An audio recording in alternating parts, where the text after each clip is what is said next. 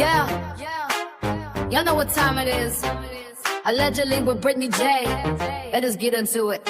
Huh. Allegedly with Brittany J. Truth coming through, better clear the way. Cases, headlines, trials, tea, but she keep it classy, you can plainly see.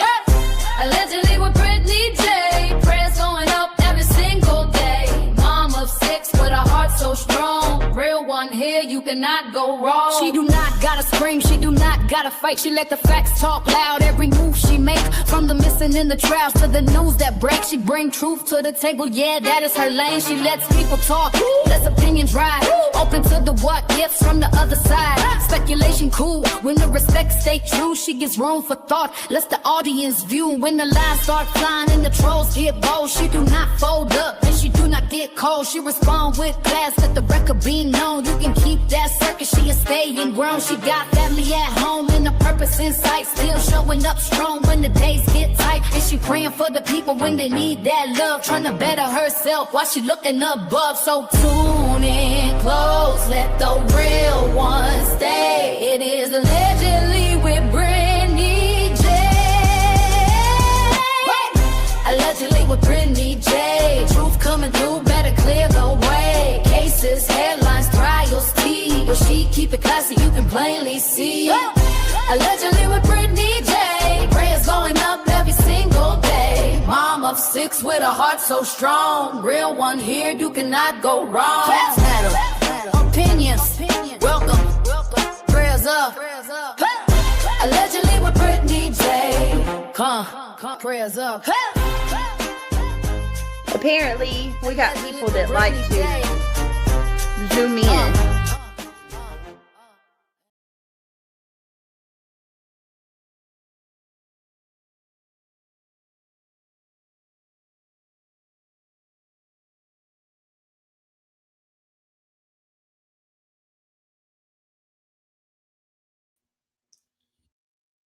Heck yeah.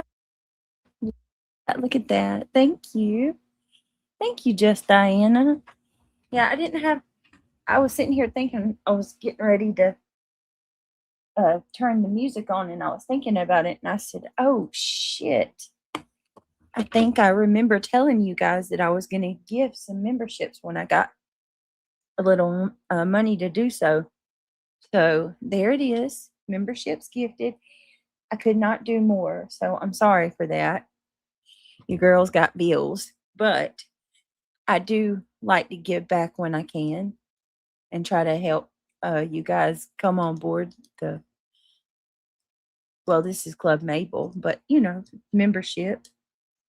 Thank you for joining, all of you, and thank you so much, Diana, for gifting 5 more memberships. Top of mind, that's an amazing way to start out the stream. Starting out with 10 new members, and then we got a couple gifts.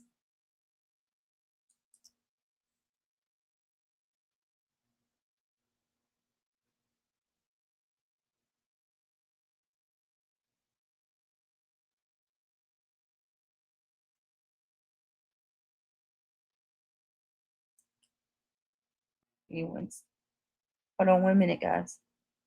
Hold on. Just a second. Oh, you're welcome, Brown Eyes. You're so very welcome. Hopefully a lot of you guys get gifts. I love when the people in the chat are the ones that are gifted when we do membership gifts. I mean, hell, that's the way it should be. The ones that are here the most should get the gifts, in my humble opinion. Just Diana, thank you so much. If you were gifted from my beautiful friend, please tell her thank you. Let me get Diana a round of applause. Thank you, sweetheart. I adore you. Did those people come by yet, Diana, or are you still having to wait?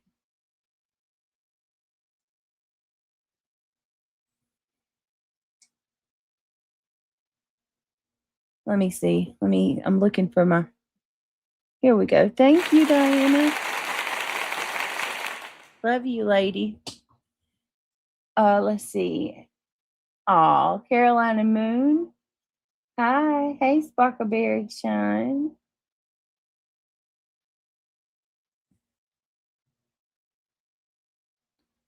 Let me see. Sparkleberry. Okay, everything's good now? Thank you, Jesus. That's awesome, Diana. Good. So you won't have that'll be you got too much shit on you as it is to have to worry about stuff like that. Zoom in, Sparkleberry. Zoom in, girl. Hey, Mary Dean. Do y'all know that little short, that zoom in short, is already at like 15,000 views? I couldn't believe it. I seen that the other day and I was like, what? 15,000 views on that?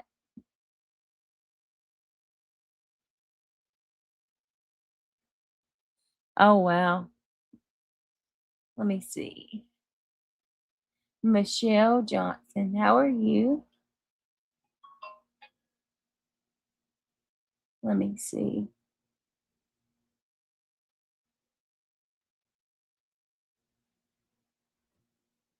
Hang on a second. Make sure this isn't my daughter. No, okay. All right. So I was thinking tonight, y'all. I was gonna do ciders. Oh my goodness gracious. Kimmy. Kimmy, are you here?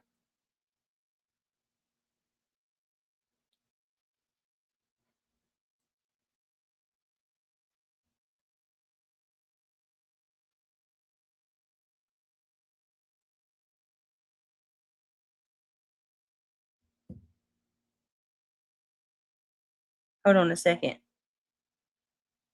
That's creepy almost.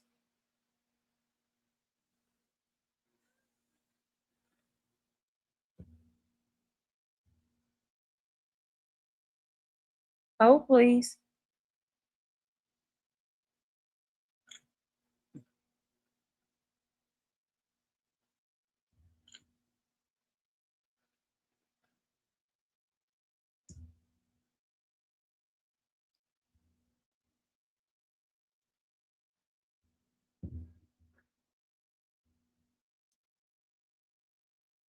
That's crazy.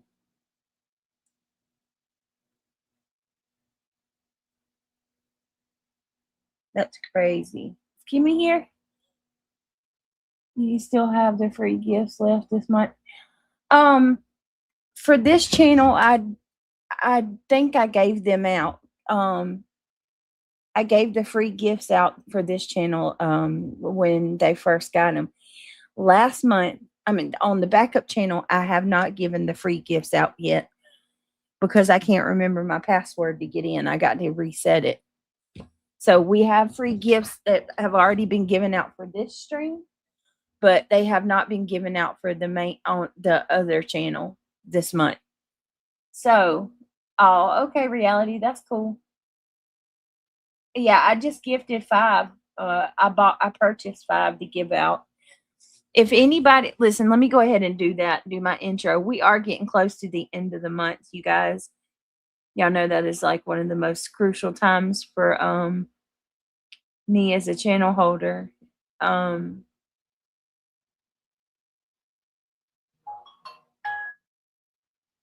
If you would like to become a member and join our amazing membership family, we'd love to have you. Awesome, awesome people here. Everybody treats you with kindness. And it's a good place to be if you're new to the channel. And becoming a member, if you do like the channel, you do want to throw a little extra support our way. A member is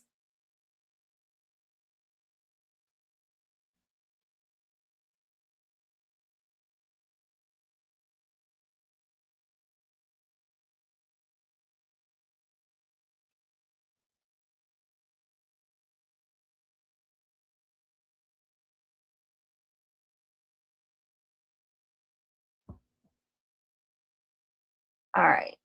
Let me see real quick. Got to get my drink, got to get everything. All right. So get it all squared away. If you want to become a member, y'all know the deal. I did not put a goal up just because I don't know. I feel weird.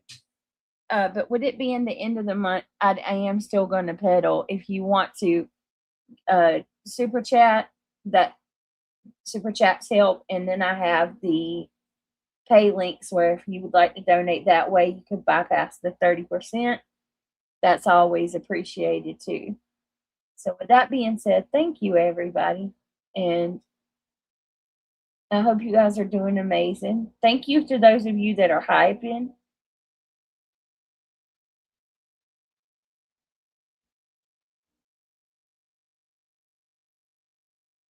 Hang on a second.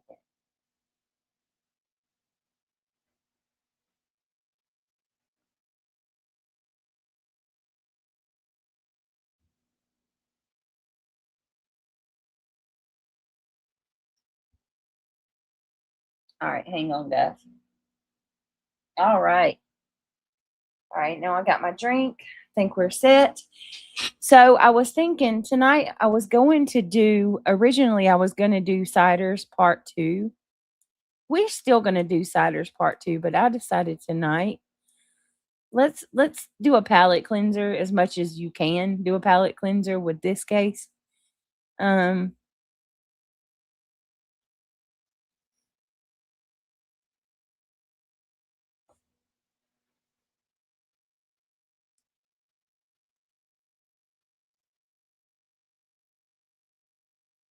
Hang on. Going to get this, getting that, getting a little bit of this, a little bit of that, dropping that in the chat. So yes, I decided Lindsey Clancy. Put a 1 in chat if you were one that told me last night or have told me in the recent days that you would like me to cover this, because there are quite a few of you who come to me asking, did I want to cover Lindsey Clancy? And wow, I just realized we got a shit ton of blue in the chat.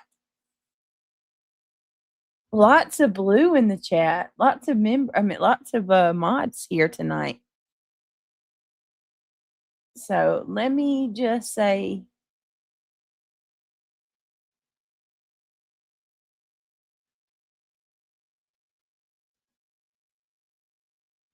let me see.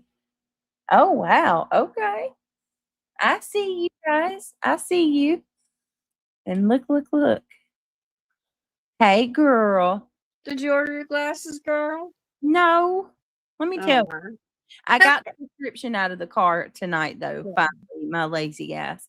I forgot that when they gave Neil and our prescriptions, I put them in I've got like this little compartment on my dashboard that you click the button and it pops up, and it's a very little shallow hole, if you will, like secret cubby. I guess it's where you can put like your loose change or whatever, you press the button and then the lid pops open. But anyway, I put my our prescriptions in there. So when I went to go order last night, I didn't have my prescriptions in that, and of course, LendSmart has my old prescription saved. So, but I got them in tonight, and Neil was trying to pick out the same exact. I mean, they almost look identical to the ones he chose at the eye doctor, and I'm like, dude, get something different. Like you already got, you know what I mean? Yeah.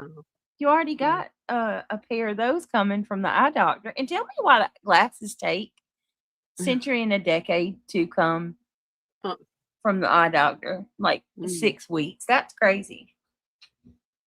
Wow. When I can have some ordered here and delivered within the next week. Right. Hello, everybody. It's good to see y'all. Be sure to hit that like button. We appreciate you being here. Oh, girl. This case. I about fell on the floor today what I was listening to. What, with Lindsey? Mm-hmm. Oh, did you? You already got into some of it? You don't know? The husband? Uh-uh. Oh, you're gonna have to play some videos. Did you guys look into the case yet? He asked the attorney to get like not to show specific pictures. He asked for several different things that he doesn't want to be in the court during the trial. And that how do I want to say this? To me it sounds like he's still with her, and Uh-oh. in the fashion he doesn't want to see her go away. He thinks that the medication is the reason why she flipped. Oh no.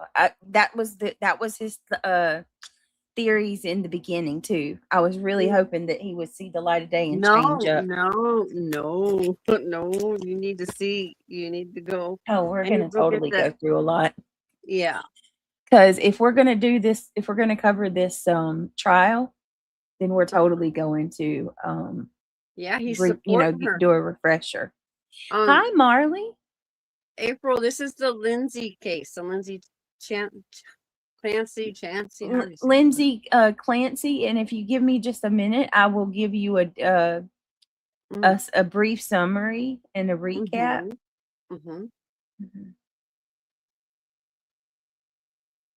Oh yeah, I was in shock.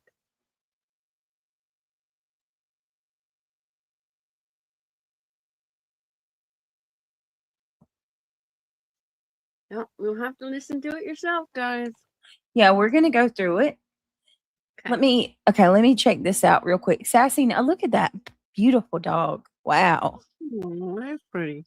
Sassy Nah says, Britt, I asked you that earlier. How are you dealing without them? I order online also good deals, but seriously, order them. I know.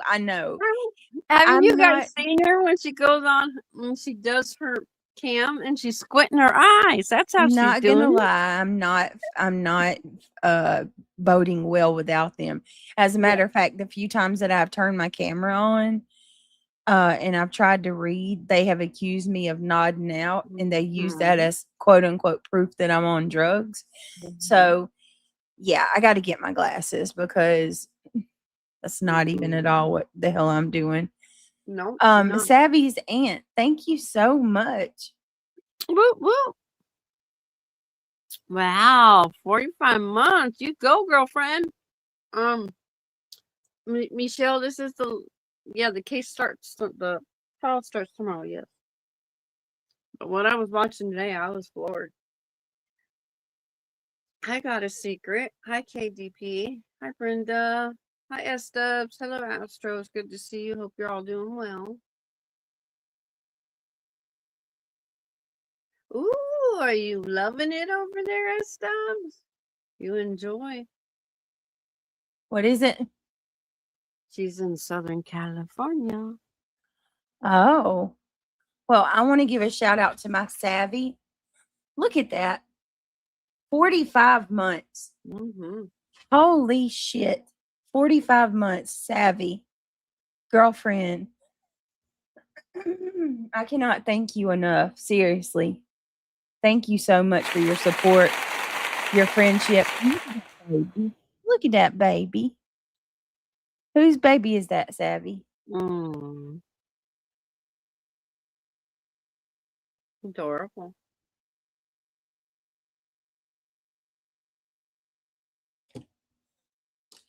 $45 months. That's incredible. Ivy Speed coming in with the floating heart. Thank you so much, Ivy. Now, reality, the really cool thing is we're up to 10 memberships already. Woo, that's awesome. Oh, what's her needs? Oh, that's right. She's due next month. I remember you mentioning something about one of them was Prego.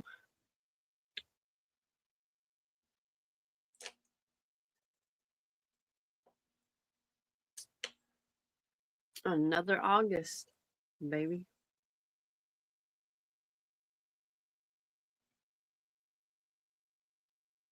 Oh, I could have. Justin ran. I thought it was tomorrow that it was starting to do them. Yeah, I heard Doing tomorrow is starting. election. That's what I looked at. Did they change it? I don't know. Okay, hold on, because as of last night, hold on. The trial, it was supposed to kick off tomorrow. Hold on. Mm. My condolences, S Dubs. You be strong, honey, and know that we love you. I'm sending hugs to you and your family.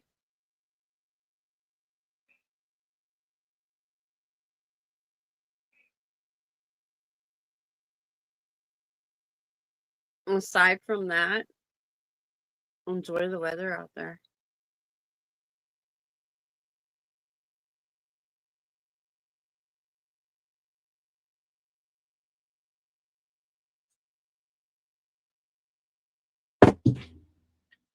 All right, hold on. Remember, I'm trying to see. S Dubs is in California for her mom's services. Oh yes, is she with us now? She just posted in the chat. Yes, Stubbs, we love you, honey. You hear this, and we're with you. I know this is going to be a really hard time for you, but just know that you're not by yourself at all. Oh, and S Dubs, Emmy's doctor reminds me of you so much. It's weird. Honest to God, it's almost spooky how much Emmy's doctor reminds me of S Dubs. Oh.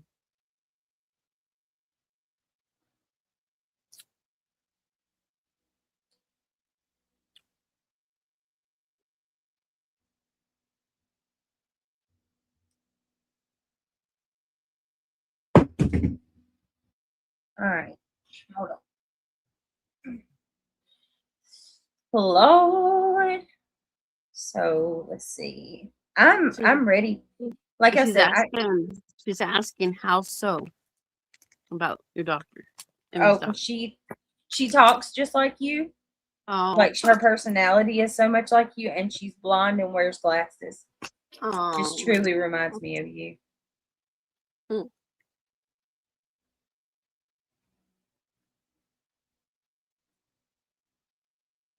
Hello, Opal. Hi, Laura. Miss Gloria.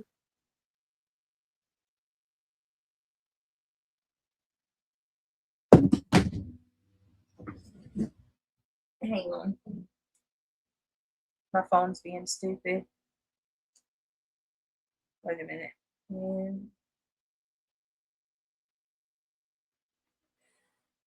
Yeah, the murder trial for Lindsey Clancy officially began with jury selection on July the 20th, 2026, following the completion of the jury selection. Okay, so now they pushed it to the open arguments are going to begin on Monday, July 27th.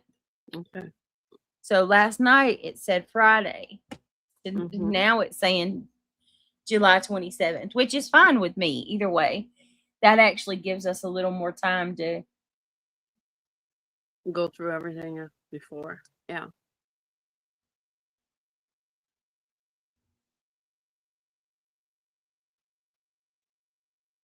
Hello, Ivy. It's good to see you. All right, hold on one second. I'm sorry.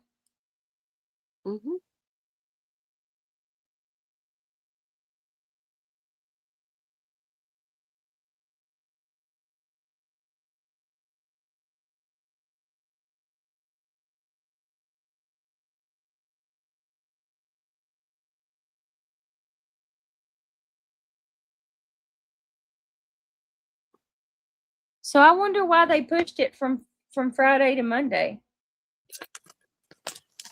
Probably because they had those attorneys go up and talk today about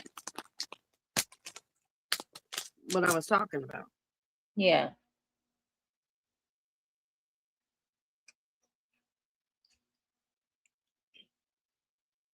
Oh my God, did y'all see they got a new Scrooge coming out? Oh, they do? And Johnny Depp is Ebenezer Scrooge. Oh, no. All right. No, he's going to play him well, huh?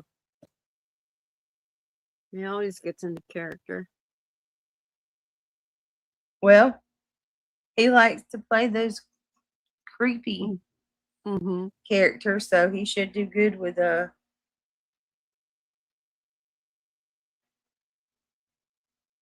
Yeah, that's true. Hi, Daisy Love. It's good to see you.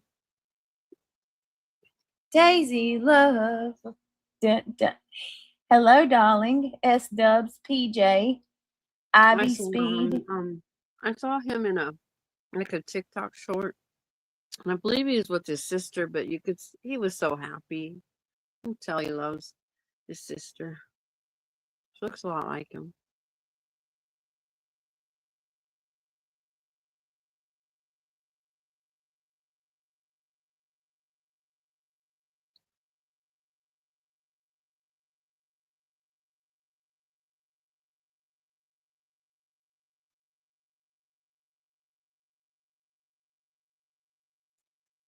All right. Okay. All right. I'm going to need for people to tell me. I'm going to do like a brief poll with y'all. Mm-hmm. Tell me, put a 1 in chat if you are not familiar with this case. If you are not, drop a 1. Ember Burns, hello. Sparkleberry, hi.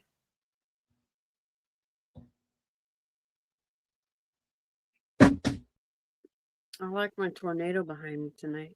I know, aren't they? I love them. I'm in love with these twisters. It goes with the color of my background and my avatar.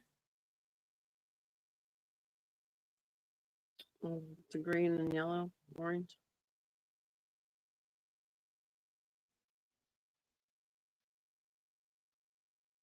Hello, Peach Junction. Hi, Lee.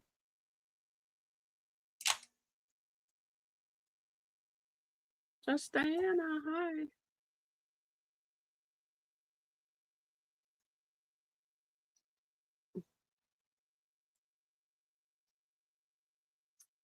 Nomad knows very little, so she's like half. She has like a 0.5. Oh, 5.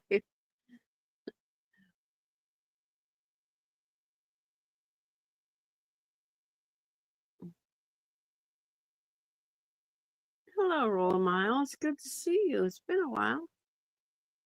Hope you're doing well. Oh, hey, Rolling Mile. What's up? Welcome. Come on in. All right, let me go look at these ones. Okay. All right, now let me see a show of hands. Give me a 2 if you have heard of this case and you're familiar with it. I'm just trying to see who all I need to recap. It's looking like many of you have heard of this. So 2 if you've heard of it, 1 if you have not.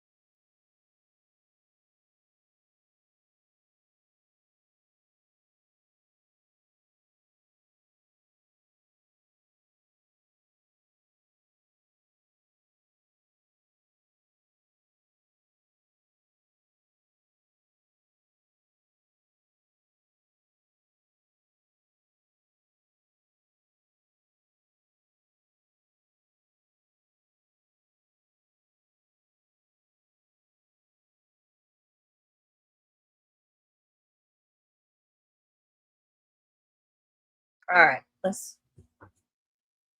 gonna do this thing. We're gonna try to do this. Pray everything goes well. Peach, hi Peach. I've been doing well. I was in chat a few nights ago. Rolling them out. It's so good to see you. Laura, it's so good to see you. You did not follow the case close. Okay, hang on a second. We're gonna do this. Oh, please. Hi,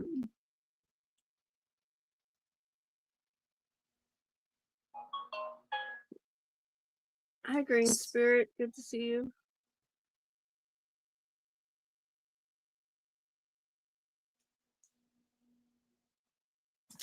After you talk about it, the video I'm talking about is with long crying. Okay. Yeah. All right. All right. Give me just a second. I'm getting my drink. Mhm. Throat is like. Has it been like just kind of off topic for just a minute? But has it been humid for you guys the last few days? It rained Yeah. here all day today. Oh, Jonathan yeah. Heinrich watching you from Texas. Well, thank you, Jonathan. Please, if you guys appreciate my efforts, our efforts, can you please click that thumbs up? It has been hot. We had rain. We had rain today too, like a couple good showers.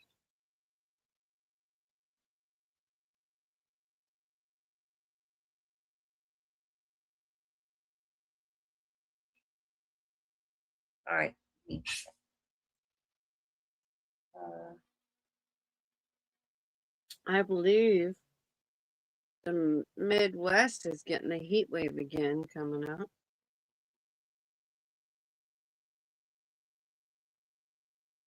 And then other areas are supposed to get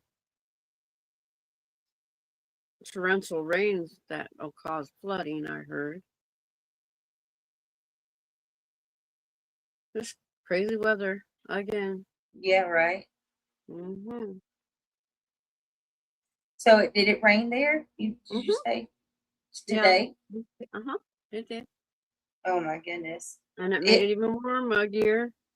So we lost power, believe it or not, y'all. I'm not even kidding. Oh. We lost power like I think it was like at 10 o'clock this morning, Oh. and the storm hadn't even got here yet. Like, and it was already. I mean, it wasn't even a bad storm. I don't think I ever heard. Uh,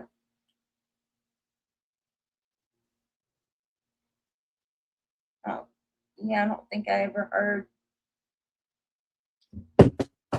a crack of thunder or anything. It just rained, and next thing you know, boom, power's out. And I'm like, what the hell? They said, and their exact words were, your service was interrupted because an object interacted with our equipment. That was their words verbatim. Oh, wow. What does that mean? An object. Are you, why don't you just say it probably was a bird? Or what, a vehicle crashed into one of their Yeah. towers or equipment? It's just crazy. And then I got to tell y'all Mm-hmm. something, and I promise we'll get into the case. Mm-hmm. So, when I pulled out of my driveway yesterday, I got a few houses down, and there's a damn whole tree down on the lines. Mm-hmm.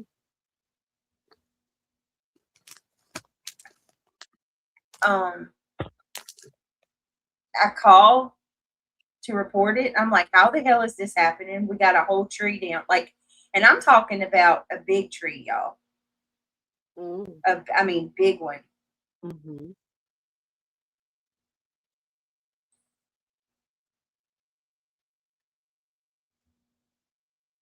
Like, massive. Come to find out, they call me back a little while later. They tell me that tree is not on their lines. It belongs to the cable company. It's the internet provider.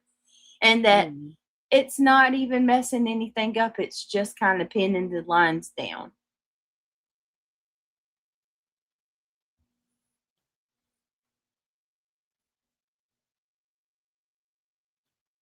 It's just the way it's gridded out.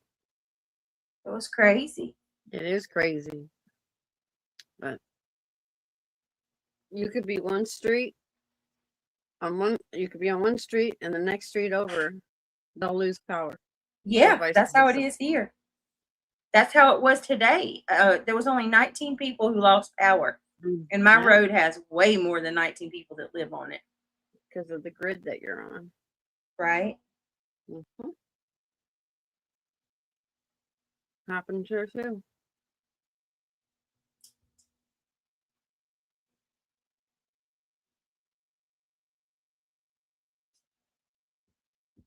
All right, give me just a second. I'm almost done with this. All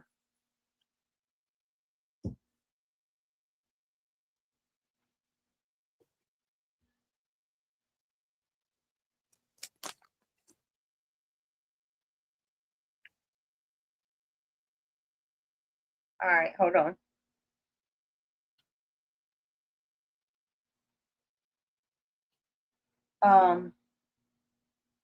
I got to tell you something too, reality, privately. It's not bad, but it's Okay. yeah.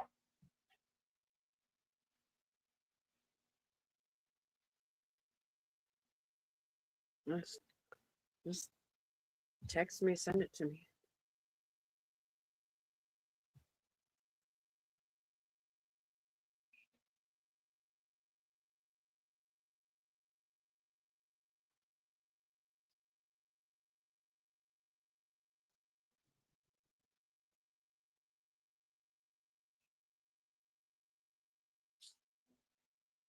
All right, hold on. No, it didn't. Damn it. All right. Hang on.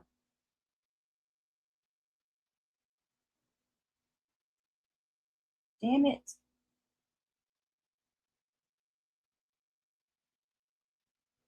I just want to ask you guys too, real quick, while I'm grabbing this. Can you guys say a prayer for Emmy, please? She's okay. Everything's fine. But she could use some prayers for sure. I'll pray for the little Mootsie. I'll pray for the little precious thing. Of course I will.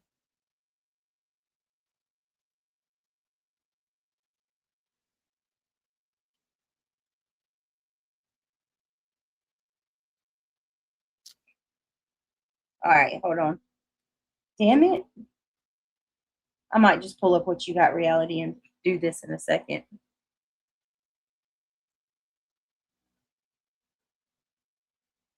Oh my God. I'm sorry, y'all. Bear with me.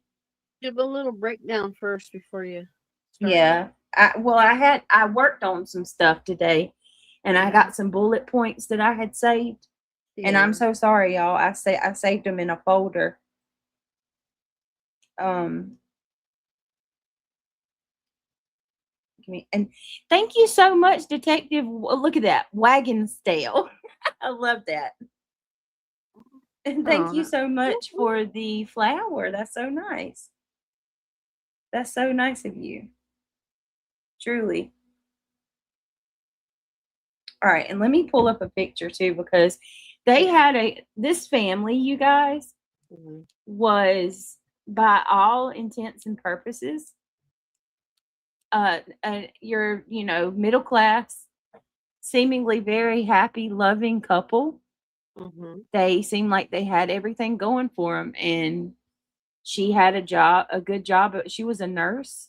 Hold on one second. Let me go to.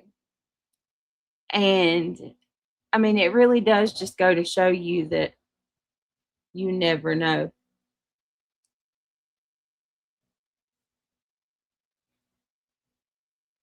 When we watch that video, you guys will get a lot more insight of. Yeah. I just, to be honest with you, I do want to say trigger warning because this is about children. Lindsey, Chancey, hold on one second. Let me see. Let me pull this up real quick. It's always hard to talk about kids' cases. Always. Why is my light not on to my? Hold on. Hi, Ivy League. It's good to see you. Hope you're doing well. You're my prayers as well. Is Ivy League in chat? Yeah, she stopped in to send Hey, prayers. Ivy, my girl. Love you. I miss you. I know you got a lot going on, but we miss you so very much. GSD mom, hello. Hold on a second. Yeah, I hope you're doing okay, Ivy. Okay, let me see. Almost done, y'all. As soon as I get this, I take too long. I know. You're probably ready to. I just realized. Did I misspell her name in my thumbnail? Lindsey with an E or It's Clancy. Tell me I didn't. No, I got it. It's right. Okay. Anytime I ever do that, they come at me and say that I don't care about the individuals. Instead of being kind and saying, you might want to correct the spelling. I'm not sure if you're aware, but you misspelled it. Right. No, it gotta be rude. So this is the family look. Beautiful. Oh, awesome. Woo, woo, Ivy League. What? Let me see. Oh, that's awesome. I'm doing great. Hold on a second. I'm cancer free. My bone marrow biopsy was negative. Girl, I'm gonna kick your ass. Thank you, Jesus. Oh. Why didn't you call and tell me? I wanted to know. Girl, oh, that is wonderful. I'm gonna kick your ass though. Woo, woo. I can't believe it. Oh, me and Diane, are you in chat? Are you seeing this? Oh, they bring tears to my eyes. My bestie. Oh my so God, cool. I'm so glad. I'm so glad that you're. Oh, that you were so worried about that. And when did you get your results? Amazing. God is so good. Amen. I'm still kicking her ass though. You should have. Oh my goodness, I'm so happy. I know, right, Diane? I'm like, why didn't we have a call? Which she does got a lot going on. Yeah. Hi, Barb. Thank you, Jesus. Amen. Thank you, Jesus. God is good. And I hope anybody that's watching this, you know that as well, and you see this and witness it, and it gives encouragement. I hope everybody gets great encouragement from that. Praise God. We need success stories. Amen.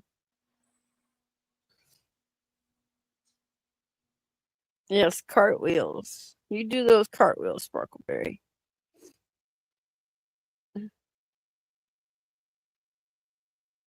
Awesome. I'm so happy for you, Ivy League. I love you. Did you? I don't know what's going on. Oh, wow. There you go. Diana tried calling too, and I didn't get the call. And then I tried calling, and y'all didn't get my call. I don't know. We might have to try to figure something out. I tried calling and answering calls all day today, but I got a new phone and don't know how to work it. I don't think it's your phone, Ivy. Me and Diana's having issues too.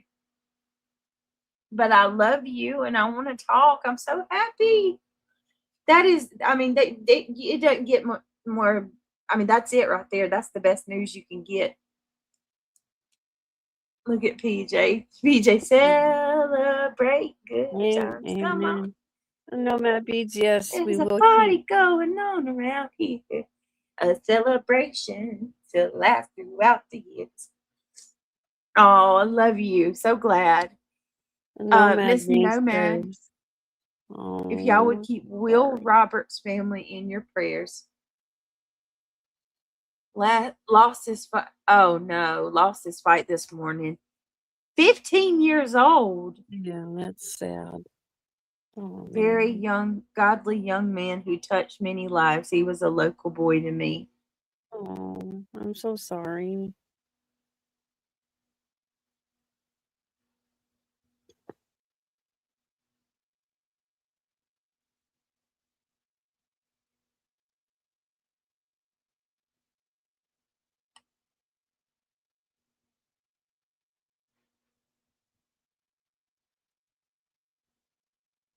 All right. Yes, we'll definitely keep.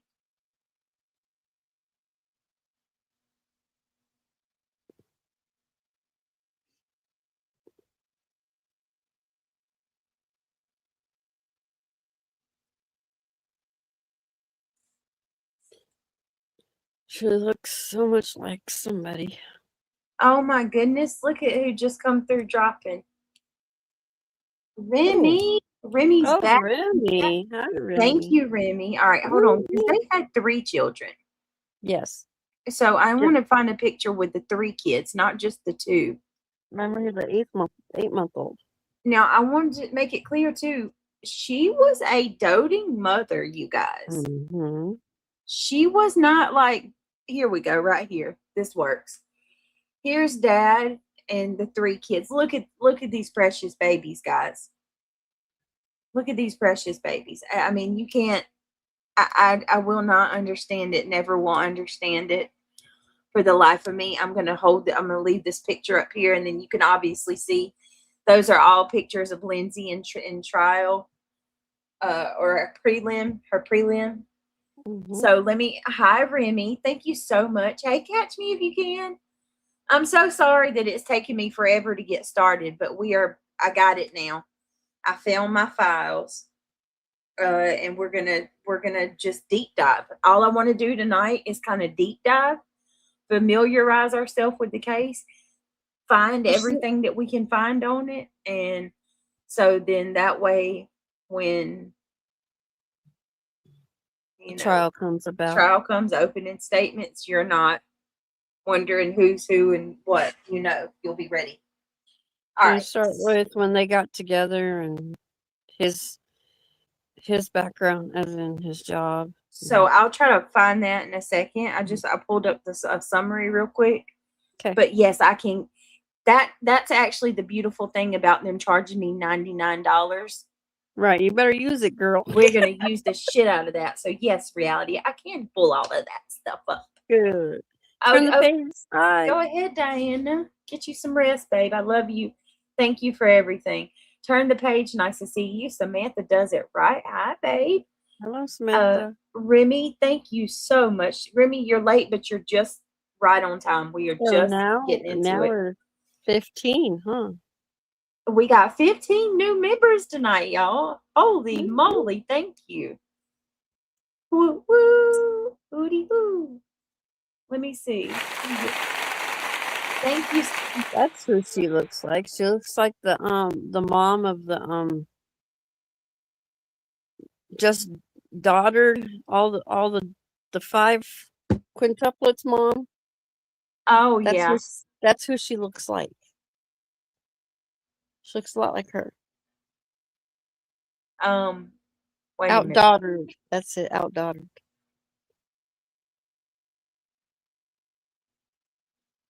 Who? Outdaughtered. I don't know who that is. It was a reality show. They used to live in Texas. How do I not know this? Maybe if I see it, I will. Yeah, she had 5 girls. She had the quintuplet girls. 5 of them. Amy Lynn, thank you for being here, babe. Thank you, guys. Thank you, Remy, again for the memberships. If you were gifted, please tell our beautiful Remy thank you. I love the name Remy, by the way. I've always loved that name. That is a cool name. All right, so here's a full summary, guys, okay? And let me see. Let me show you. Their house is even gorgeous. Let me find a picture of the home real quick. Hi, Amy Lynn. Good to see you. Come on in, sit down, have some snacks. Yeah, get your drinks, get your popcorn, whatever it is you like or need. Here it is. Look, big beautiful home. Or not. I mean, it's not massive, but nice middle class 2-story home.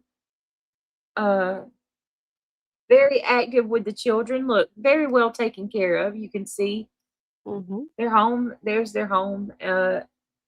Oh snap! We'll go over her medications that she was on too. Yes, that too is going to be. That's very important because there's her with the new baby in the pool. Oh.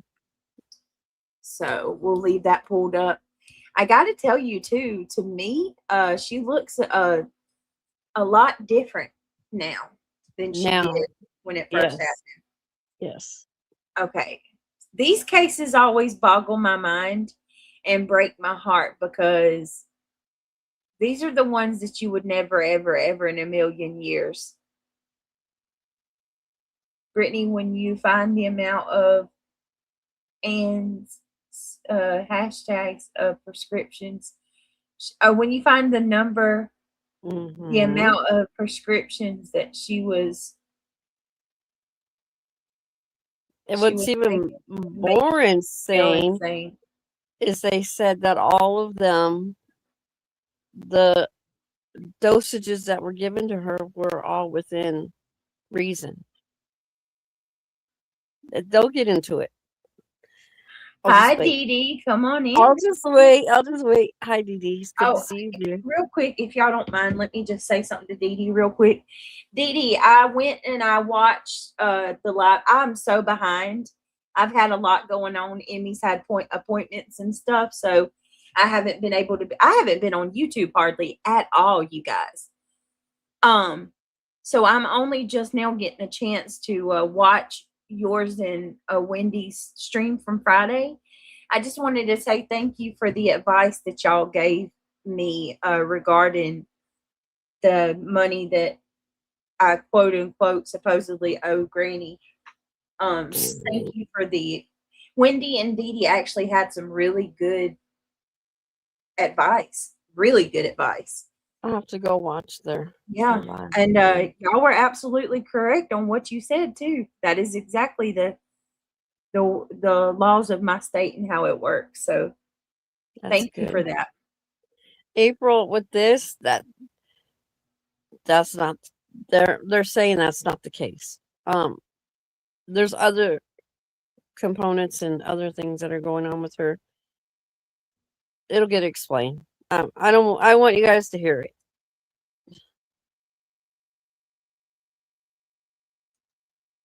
All right. So here we go. Let's go ahead and let's just go. We're going over a brief timeline in summary, and we will go back into who her husband is and all of that. Lindsey Clancy, full summary and timeline. The Lindsey Clancy case is one of the most widely discussed criminal cases involving maternal mental illness in recent years.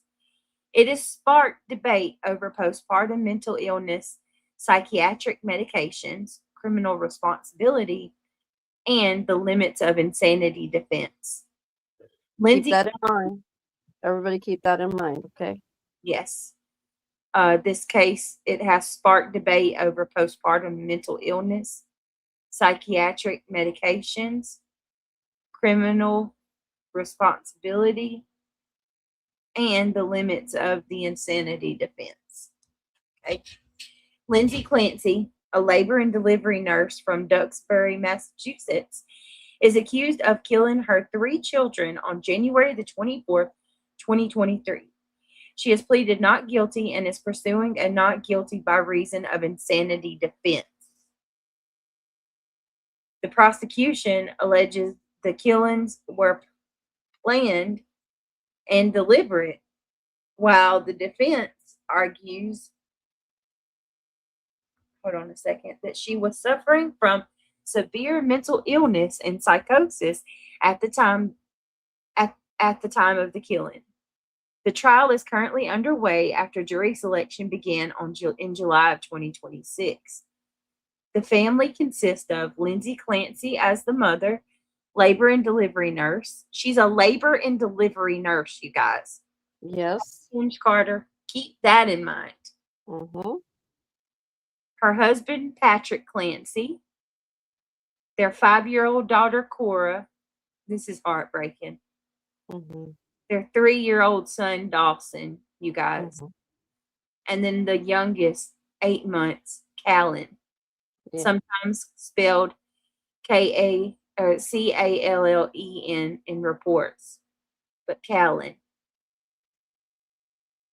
So 5, oh, that's going to make me shudder.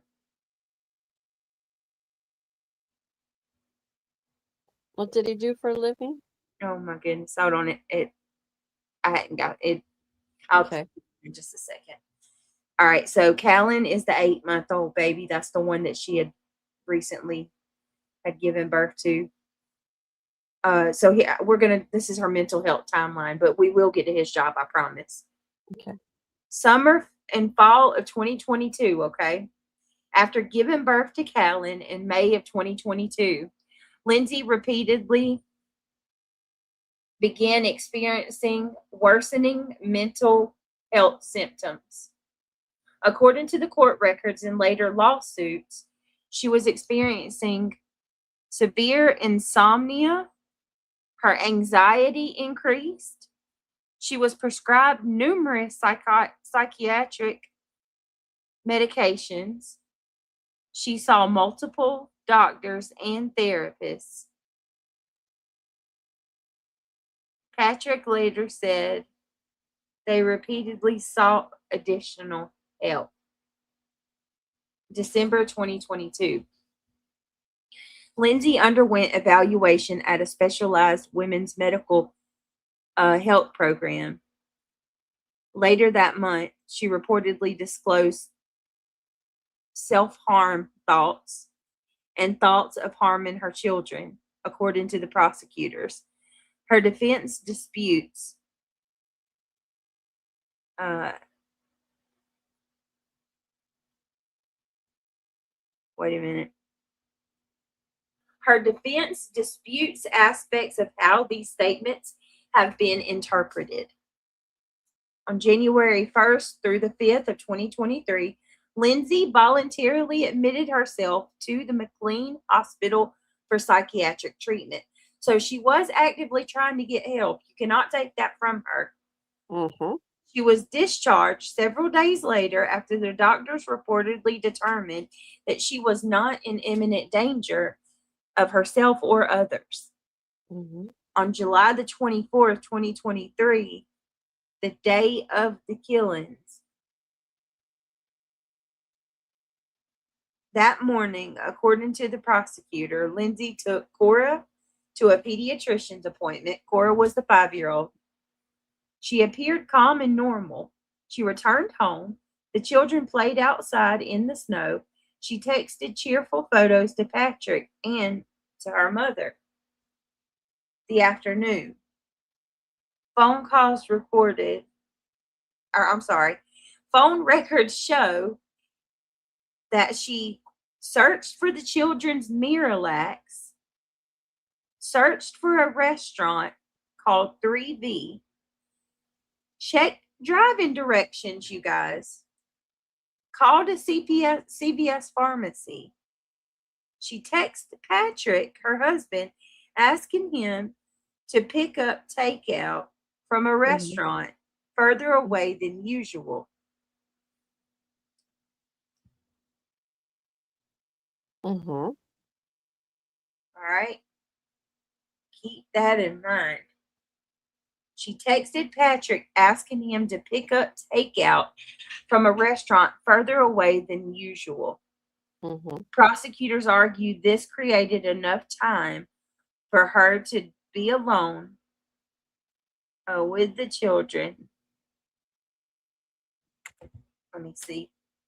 The defense disputes these allegations. And they dispute that these actions prove planning. Okay, so prosecution's trying to say that this, because Lindsey did these things, this shows that she pre-planned this. It was premeditated. Mm-hmm. Ivy, thank you so much for the gems. I appreciate you. Thank you. Mm-hmm. You guys are so sweet. I appreciate all your support. Hi, Ange. Okay.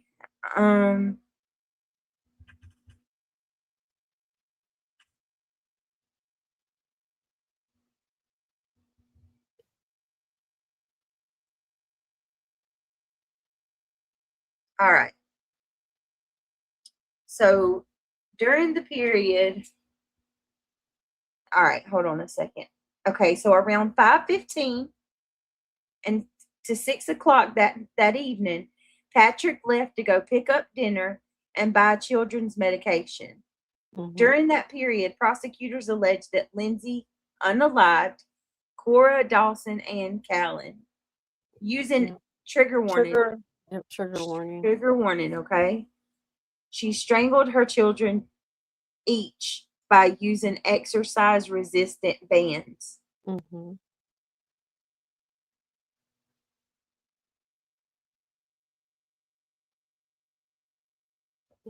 My God. Okay. Around 6:11 p.m., Patrick returns home. He discovered Lindsey seriously injured outside after she had jumped from the second-story window. She reportedly told him, the kids are in the basement. Jesus, y'all, this is terrible. That's why she's in a wheelchair, guys. Yeah, so she strangled her children, and then she dived out the second-story window in an attempt to try to unalive her own self. Yeah. Hi, Sunnyside. Good to see you. Not really sure how she thought that was high enough to where it would do anything, but she did get, paralyzed from this. All right, so all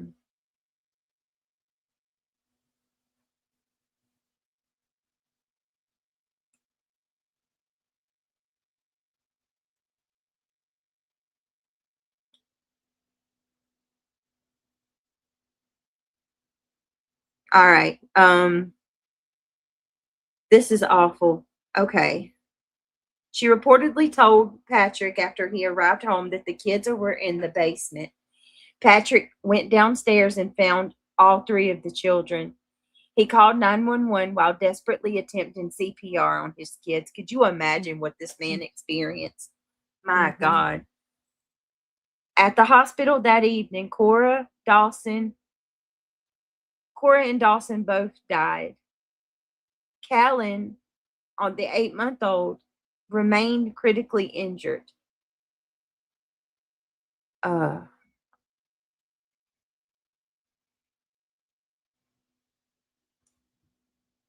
goodness, I didn't know that the baby was still alive. Did you? I did. So Callan, the baby, the 8-month-old, was still alive, fighting for his life at the hospital. On January the 27th, 2023, Callan died after several days on life support, you guys. Oh, my goodness.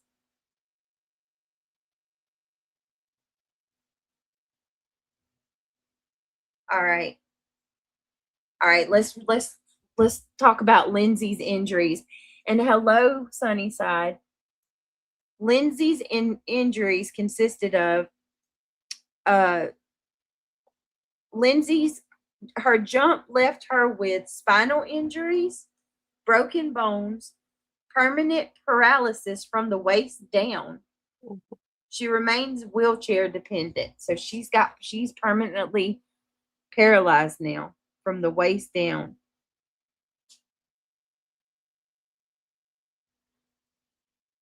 This is a very odd case, guys. Yeah. Yeah, it is. All right, so this is where you're going to be like, what in the world? Okay.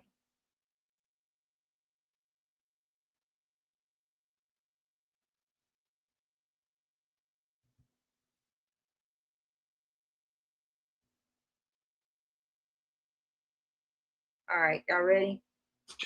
Yeah. Oh my gosh. Okay. So remember, she has spinal injuries, broken bones, permanent paralysis from the waist down. She is charged with 3 counts of murder, assault charges related to the attacks, and some additional strangulation-related counts were later dropped as legally redundant because the unaliving the murder charges already encompassed the alleged conduct. Early statements while she was hospitalized, you guys. One of the first questions prosecutors say that she wrote on the whiteboard was, "Do I need an attorney?"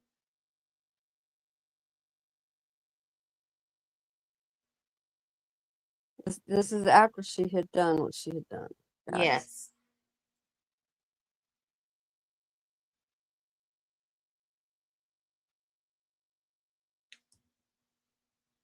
All right. "Do I need an attorney?" she says. Days later, during a monitored phone call with Patrick, now he continues to talk to her. Mm-hmm. Days later, during a monitored phone call with Patrick, prosecutors say that she claimed. Wait a minute. Prosecutors say that she claimed that she heard a man's voice telling her to kill the children and then to kill herself. The defense argues this supports their claim that she experienced psychosis. So the defense is saying, okay, because she told Patrick a man's voice told her to do this, she had a psychotic break. That's what happened. Yeah. All right. Patrick Clancy. Patrick publicly asked people to forgive Lindsey shortly after the tragedy, saying that he had already forgiven her. Since then, he has also filed civil litigation allegedly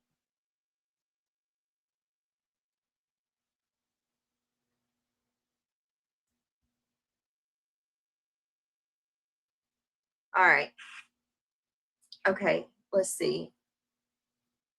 Since then, he has also filed civil litigation alleging that Lindsey's healthcare providers have failed to properly recognize and treat her deteriorating mental conditions before the killings. Lindsey has filed similar oh wow, I didn't know this. Mhm. Lindsey too has also filed similar negligence claims against some of her medical providers. So she too is suing them. Yeah, Wow. because they believe that this all results from a combination of the lack of and too much of. Yeah, That's you make a what good point. Patrick. Yep. That's what Patrick is standing on. Yep. And when you hear this Law and Order that I saw, wow, I'm still wow.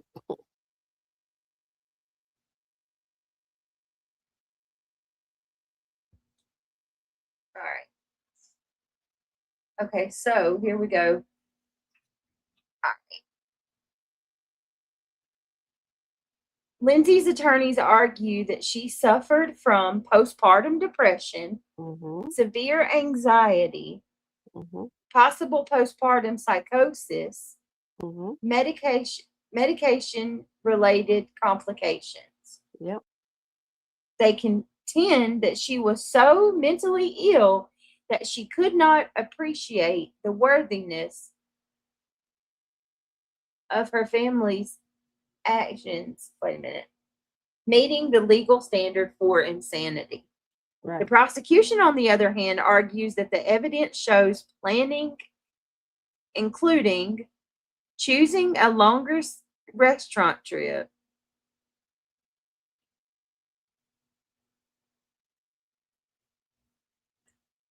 Hi, Justice Jan. Good to Hey, see you. Justice It's been Jan. a while. My goodness, this is horrible.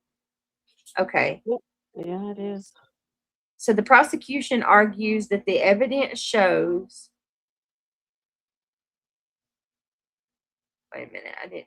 Sorry. Okay, the defense argues that she is so mentally ill that she could not appreciate the wrongfulness of her actions, meeting the legal standard for insanity. The prosecution, on the other hand, argues that the evidence shows planning, including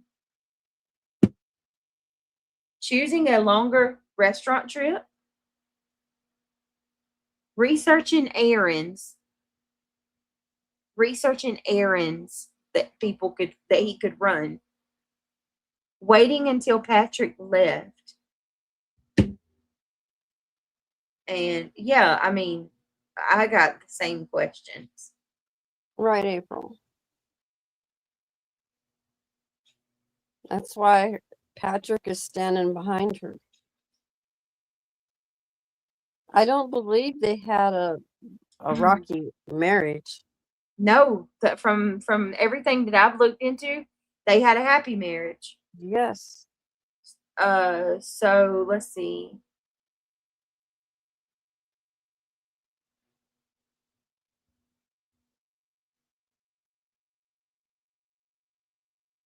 Yeah, they're trying for the temporary insanity plea. Because they're the medications and the postpartum. She had anxiety, insomnia. Yeah. All that plays into why she had done what she's done. Okay, so let's see, we're gonna pull these pictures up. There we go. There y'all go. So y'all get a better look at the family. Hold on. Let me share that screen. I mean, they're the picture perfect family. I mean, seriously, this to me is what nightmares are made of. This kind of shit. Right. Look at that. Would you look at them and expect that either one of them? Oh, hold on. There you go. Look, come on now. Hi, Luminous. We understand. Right. Hi, Luminous. Love you. I hope you're doing okay. Luminous says, I feel there needs to be a lot more research done on mental illness. Doctors can only do what they know. You're right about that. You're right about that. We fail big time.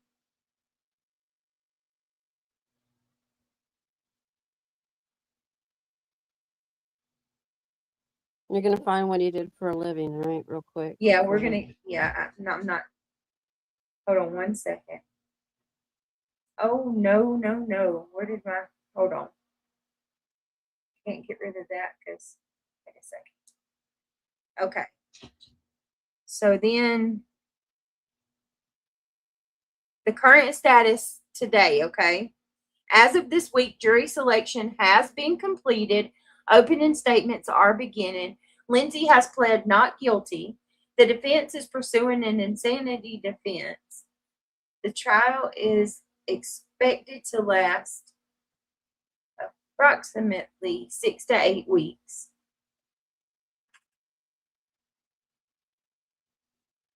I'll come in here and start that, please. This case remains one of the most closely watched criminal trials in Massachusetts because it raises difficult questions about postpartum mental illness, psychiatric treatment, and criminal responsibility. If you are covering true crime, okay, hold on a second. This is another. All right, here we go. Oh my goodness. So we got a complete medication timeline from her medical records. Which is shocking, to be honest. All right, hold on a second. Let me get what he does for a living. Yeah.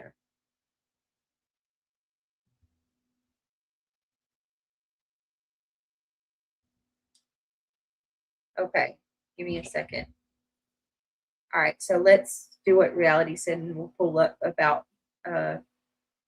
what do you want his history, reality? Or you can, but just what he did for a living. Like I said, they were like the picture perfect family. Yeah. Never would have expected this. That's why it's so important for the mental health, and doctors need to be a little more educated. There's certain medications you really shouldn't be mixing together. She was going through postpartum. Yeah. Just That's all true. this is important. Yeah. Let's see. Okay. What? Give me a second, Patrick. Job. Okay. That is true, April. Patrick Clancy worked in the technology consulting industry. Hmm. Public reports have described him as an employee of a technology consulting firm, not farm, firm. And neighbors told investigators that his job often required travel, although he was working from home office on the day of the unalivings. Right. So Patrick was working from his home office in the basement. Around Mhm. 5:15, Lindsey asked him to go pick up takeout in the children's medicine from CVS. Yep. Let me see. He That's why left the they're house. saying. That's why they're saying to premeditate it. You know, it was premeditated.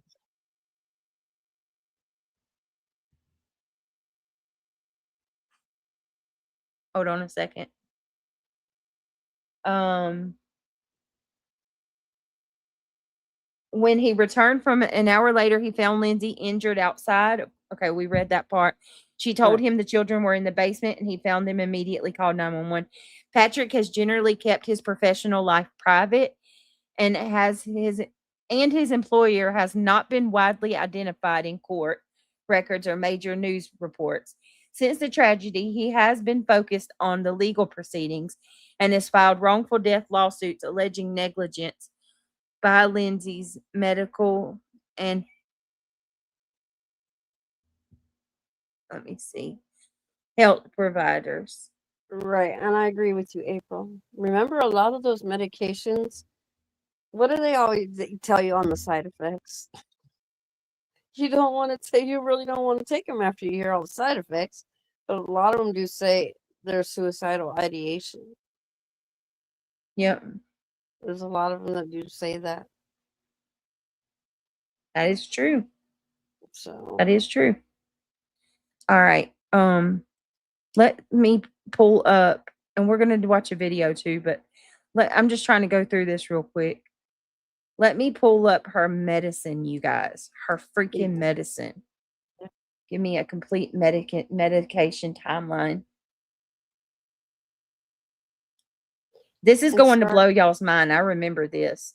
Yeah, it starts Monday. It was supposed to start tomorrow, Jonathan, but they moved it to Monday. Yeah. All right. Here we go, you guys. This is the complete medication timeline. You need a whiteboard for this. I know it is. It's mind blowing. This is a complete medication timeline that has been made public through court hearings, attorney statements, and the civil lawsuits filed by Patrick and Lindsey Clancy. Some exact start and stop dates have not been publicly released, so these points remain uncertain. But this is the best we can get. From May to August, 3-month time period, from May to August 2022. May the 26th, 2022, Callan Clancy was born. Hmm.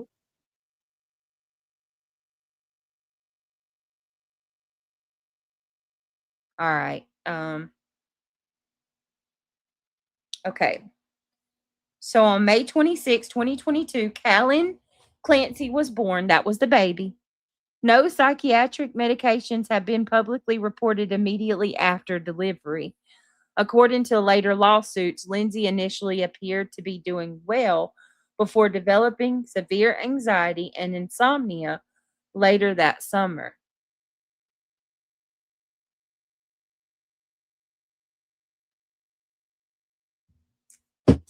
Wow, hold on, y'all. All right, so hold on. According to later lawsuits, Lindsey initially appeared to be doing well. Okay, she over time developed anxiety and insomnia later that summer. In September of 2022, Lindsey began experiencing severe anxiety, insomnia, sometimes sleeping only a few hours per night, and fear of returning to work.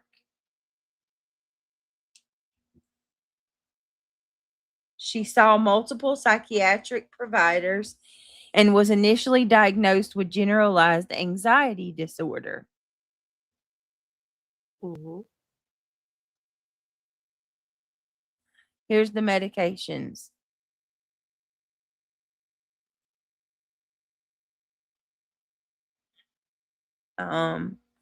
Sertraline, which is I guess a scientific name for Zoloft. So Okay. she For was sleeping. she was prescribed Zoloft by her psychiatrist. It's for According to sleeping. later court filings, she later delayed taking it or discontinued it after a short period.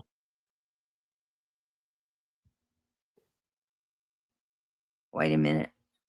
Lots of She delayed people. taking it and discontinued it after a short period because she felt it wasn't helping and it caused side effects. A lot of people do that with that one. Yeah, that's not abnormal at all. Right. So she didn't really care for the Zoloft, so she stopped taking it. Okay. In October, the following month, the medication, she goes to the doctor and she changes her medications. After the Zoloft was stopped, she started taking lorazepam, which that's Mhm. Ativan. Mhm. Okay, can I just stop there for just 1 minute? Hold on, no, let me read both of these. She started taking lorazepam, which is Ativan, Mhm. prescribed for anxiety, and she started taking Benadryl, recommended to help her sleep through the anxiety. Okay. Okay. So let me just stop right there for a minute. Ativan and Benadryl, either one of those alone knocked me on my ass. Either one of those. The Pam is like a Xanax. When I had Emmy, when I gave birth to Emmy, they couldn't get my stomach muscles to calm down. Like they wanted me to be able to go to the bathroom, but my stomach muscles wouldn't relax because I was all, tense and worked up from the surgery. So they decided to give me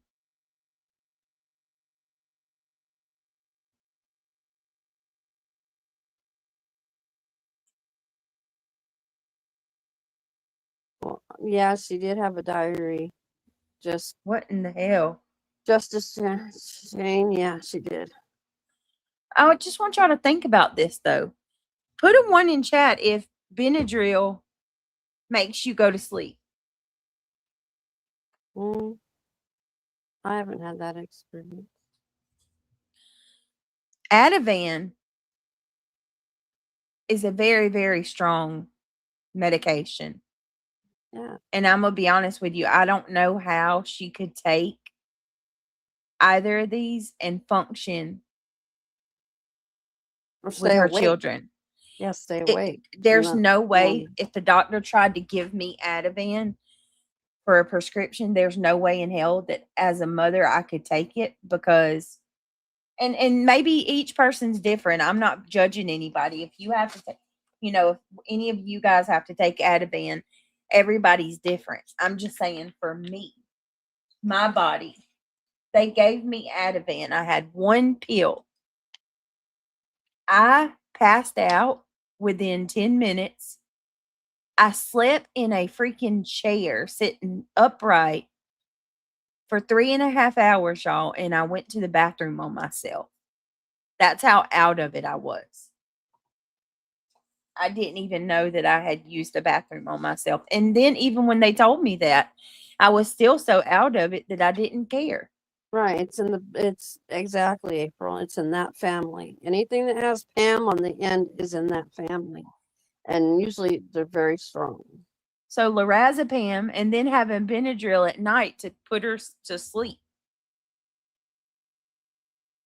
So that tells me there must have been something really going on with her because if you're taking lorazepam and you still need something to help you sleep, ooh. Right, Ivy. I just don't want to repeat it you guys can put it in the chat. Remember, she was a labor and delivery nurse. Yeah. So yeah, keep that in mind too. So she knows. I'm sure she's dealt with a lot of patients that had postpartum. I just couldn't imagine like trying to take this Yeah. and then, There was a you couple know, other ones that she's taken. I'm actually a little surprised they gave it to her with her having young, an infant Yeah. in the house. Yeah. All right. Her symptoms reportedly continued to worsen despite the treatment.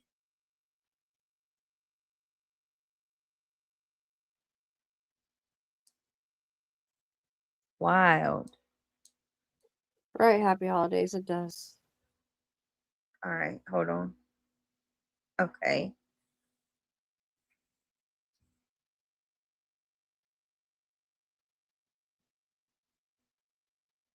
All right. We're going to,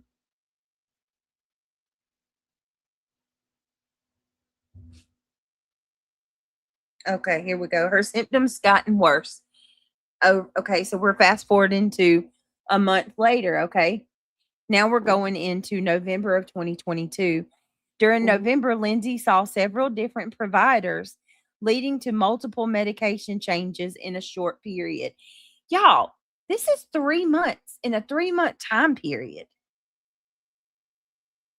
Around mid-November, emergency department visits because of worsening insomnia and anxiety.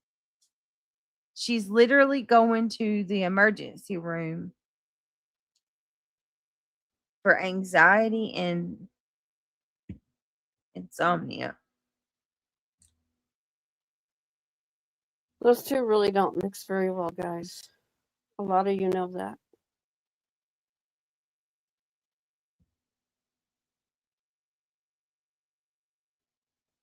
Your body starts working against itself. Yeah. Absolutely. Your brain starts playing tricks on you, and I've seen many people suffer through both.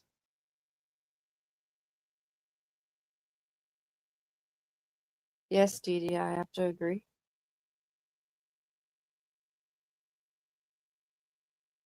All right, let's see.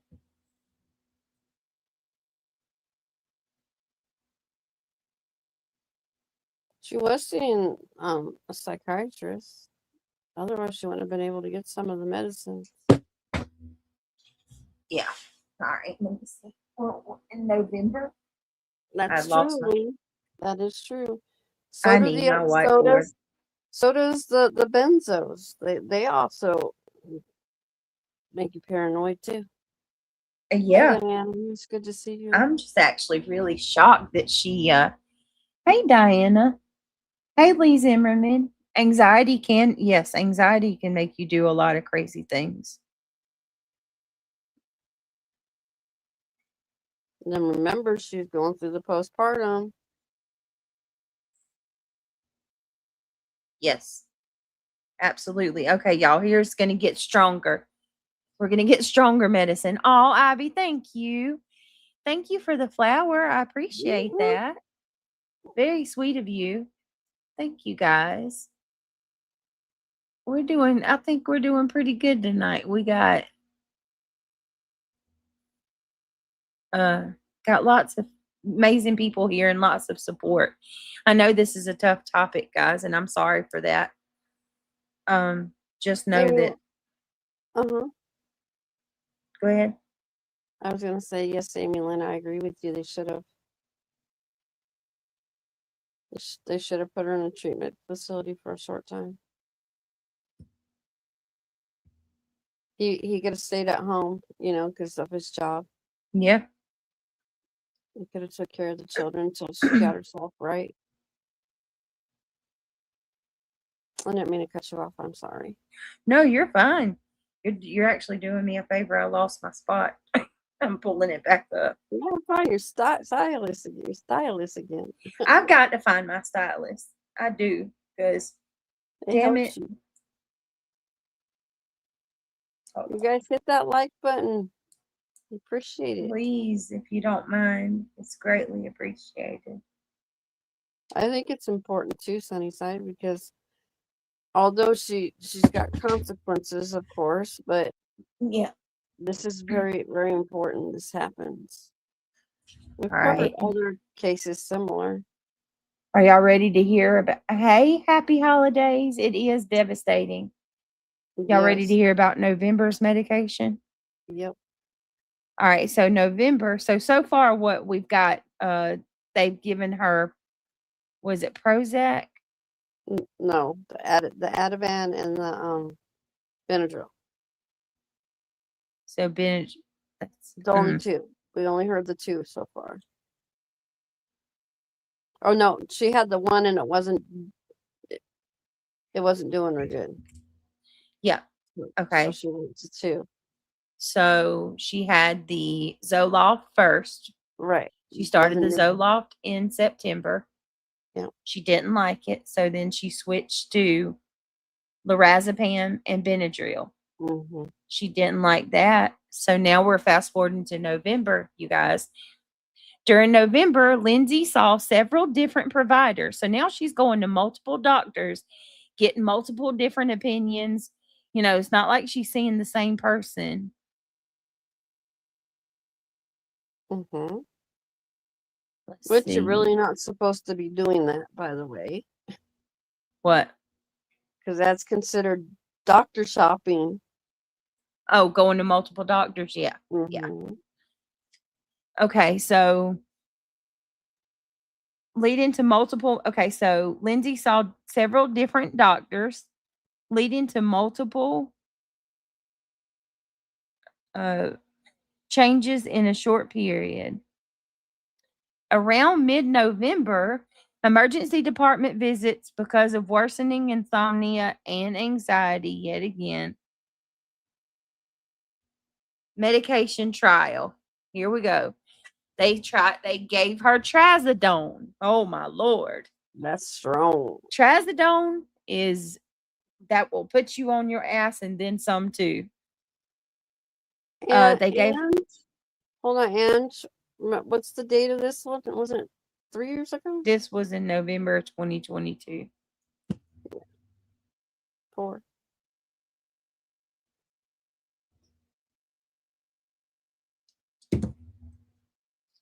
All right. Okay, so they gave her trazodone for sleep aid and an antidepressant. Reportedly discontinued shortly after. She didn't like that either. Mid-November, new prescriptions included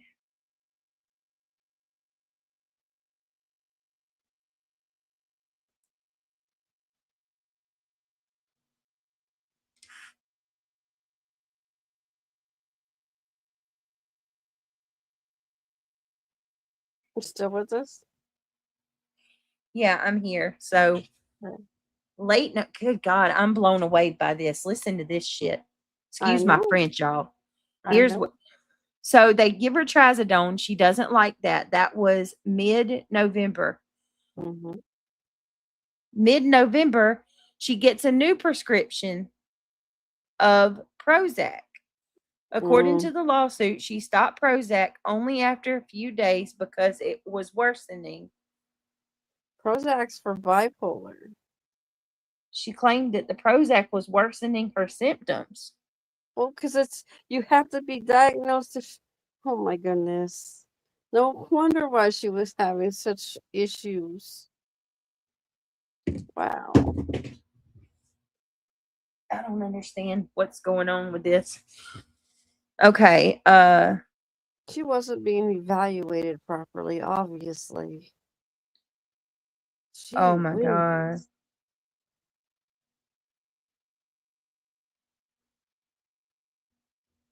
It's what they gave my ex, and he was bipolar.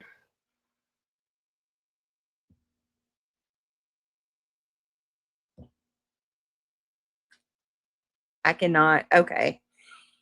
All right, guys. So now Yeah, bear with me. For depression, yeah, that's true, Luminous. It is. I know this is a lot of reading, but bear with me, y'all. It's a lot of information to take in. So I'm trying to do it piece by piece. According to the lawsuit, she stopped Prozac after only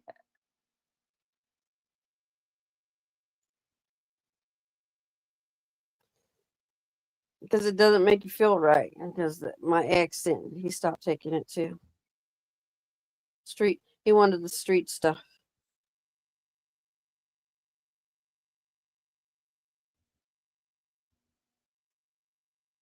That's true. She doesn't. It's like a couple weeks, and she's wanting different. Couple Yeah, weeks, and and I'm wanting noticing that it's a different. pattern, right? Yeah. She takes it and then she's going to and y'all, she's a nurse. I'm not Right. trying to sound like Right. a bitch or anything. I listen. I sympathize with anyone going through postpartum. I just had a baby. I know, your emotions are all over the place. But she's a labor and delivery nurse. She knows you can't go to a bunch of doctors like that. Not go to a bunch of doctors and have the same outcome. I'm not giving out false medical advice. I know it's for depression and anxiety. I'm just saying that my ex was on it. He had bipolar. That's part of his diagnosis. He had anxiety and depression. So no, I'm not giving out the wrong information. Yeah. All right. Okay, so come on, and whoever's saying that, you're just trying to come cause problems. There's a lot of research that's gone into this. All right. Please stop. Give me just a minute. Let me give Mootsy her bottle, and then we'll get right back into it. Y'all, the list is about to grow substantially in this next late November. I'm just going to tell you real quick. I am sorry. Listen to these 3 new medications she gets and tell me how this woman wasn't out of her mind even sooner. So they gave her the Prozac. Y'all know about that. Then they gave her Ambien, Rimron, and Klonopin. Oh my goodness, those are also the same things that my ex was. Oh my goodness, a couple weeks and he would switch. Couple weeks and he would switch. Wouldn't give himself time to let it get into his system. And Seroquel was another one. KDP was on that one as well. Trust me, I know all about this stuff because of my ex.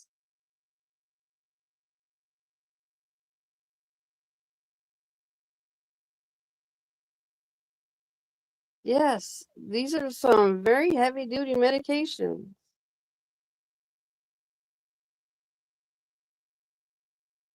And again, mine chose to do the street stuff, and he ended up becoming a very dangerous person, and that's why I am where I am.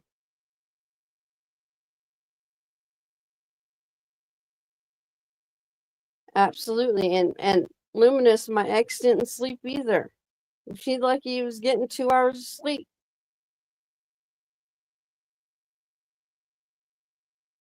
He was constantly on a roller coaster.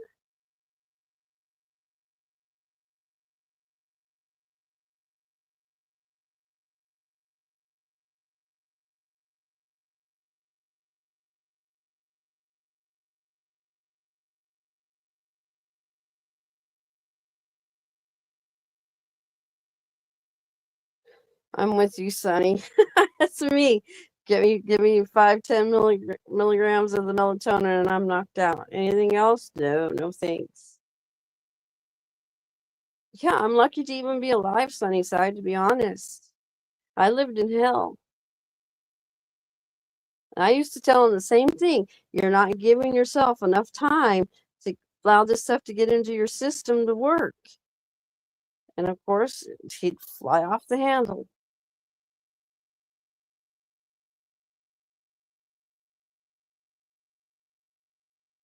Yeah, it seems like she did want stronger medication.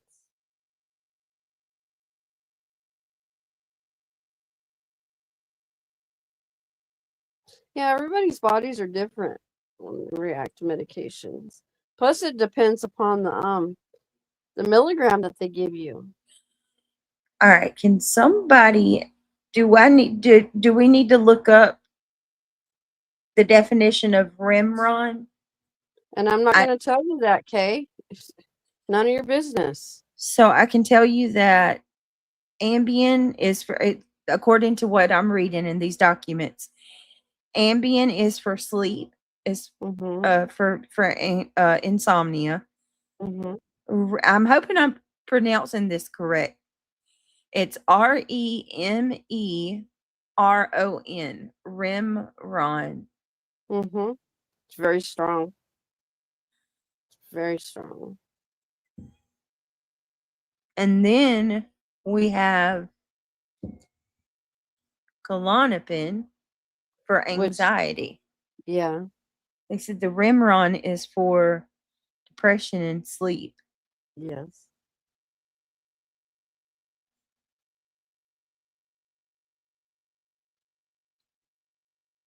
And it is strong, and it can knock you out quick, like what you experienced with the one that you were having at the hospital. Yeah. Y'all listen to this again. Those medications were changed within days apart from one another. See, again, didn't give her a chance to get in her system.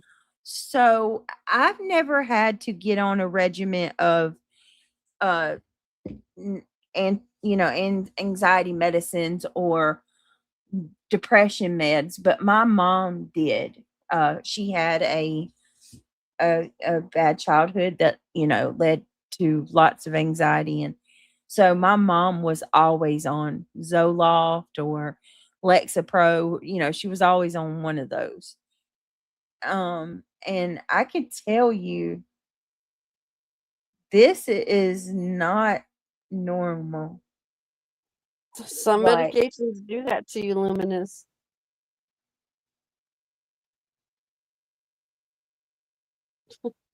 Wow. This explains a lot with her.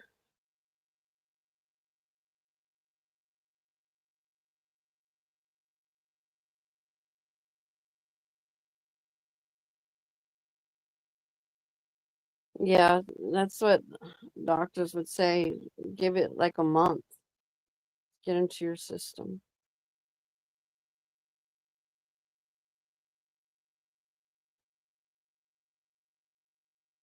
Yeah, and then if you're mixing them, you need to see what those side effects are. Like I was saying, some of them tell you on there that you can have crazy thoughts. Just put it that way.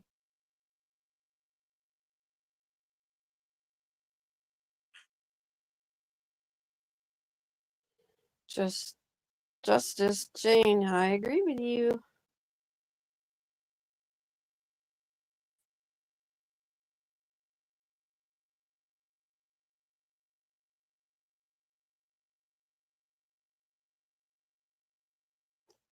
Did she get her bottle?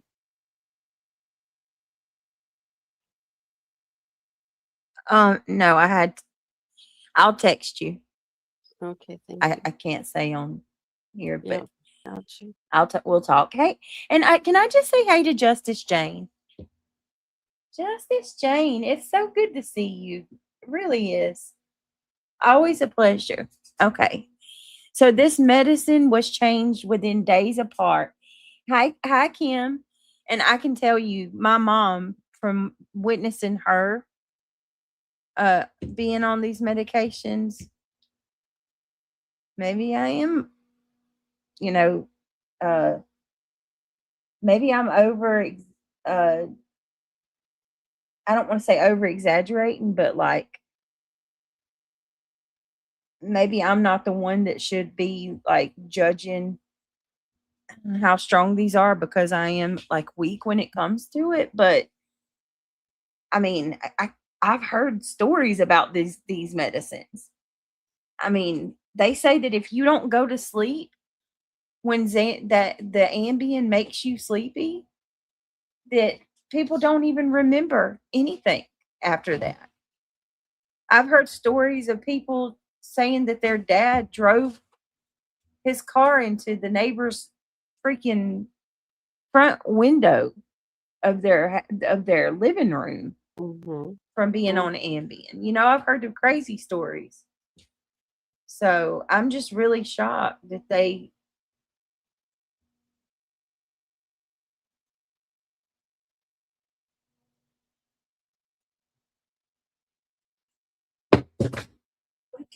I give me just a second. Hold on 1 minute, y'all. What?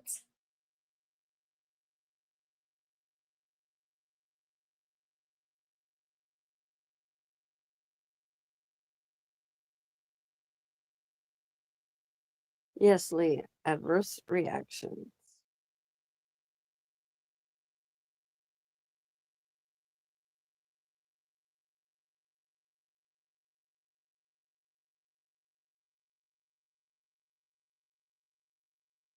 Yes, Loomis. I think something has to do like your chemical makeup. And you got to find the right medications that work for you. And the ones that don't, then you don't take them.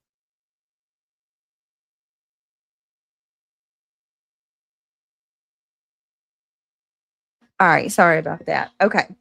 Mm-hmm. All right. In the end of November, this was just in the month of November, all those medicines. A psychiatric nurse practitioner suspected bipolar disorder and started Seroquel.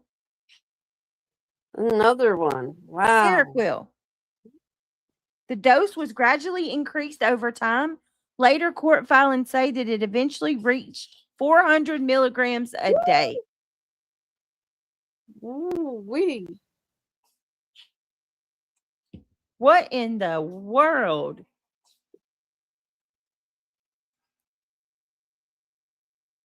Yikes.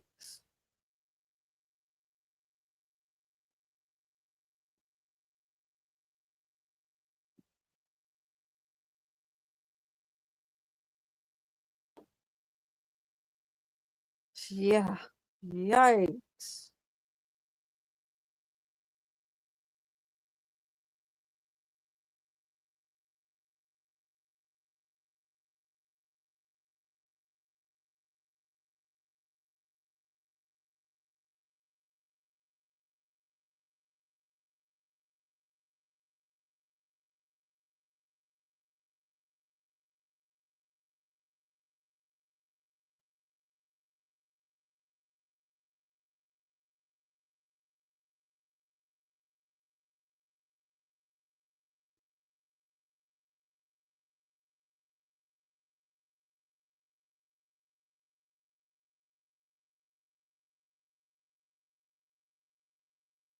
Yeah, she doesn't.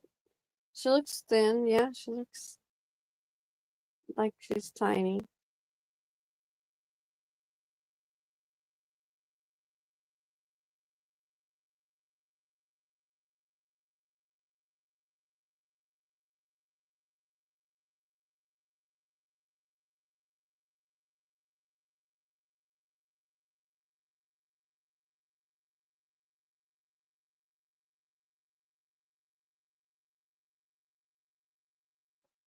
All right, we're going to try to do this. Okay. Mhm. So 400 milligrams a day of Seroquel. I'm just going to break this down one more time. In the month of November alone, okay? Oh, Moosey, what's the matter, Mama? What's the matter? It's okay, darling. It's okay, Mama. Hang on, y'all. I'm cradling her at the same time. Let's just say she had a rough day today. Poor baby. Okay.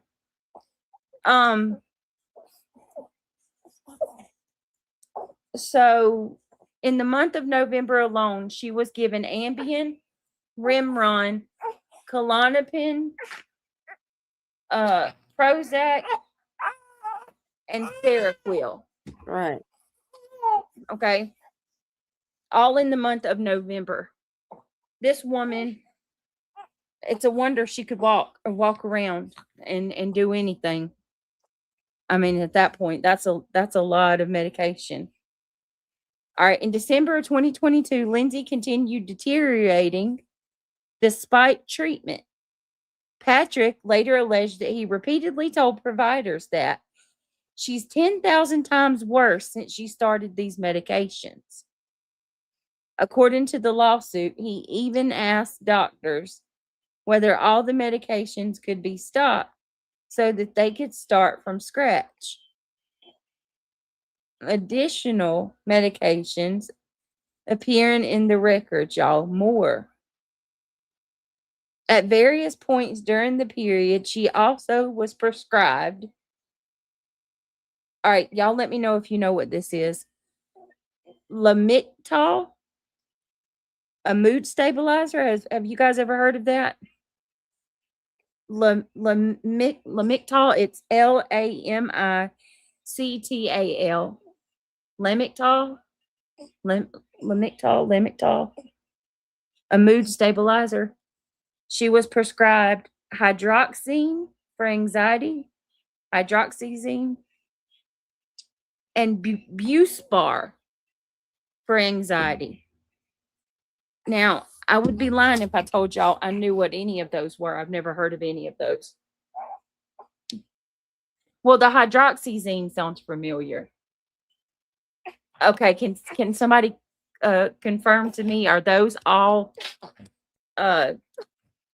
oh mama, are those all strong as well? Yeah, they sound, yeah, isn't that bipolar medication? Uh Mood stabilizer?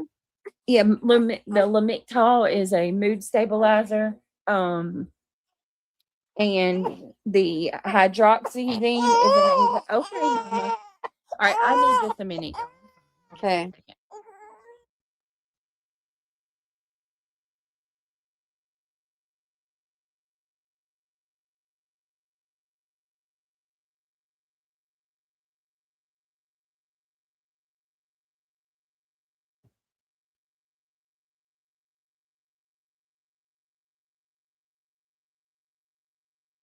Anti-seizure, okay.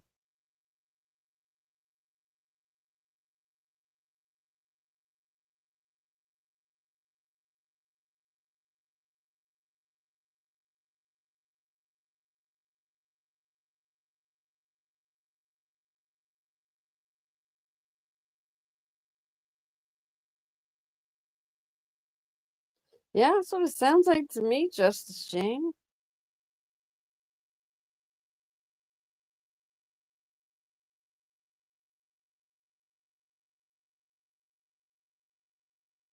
What are we up to now?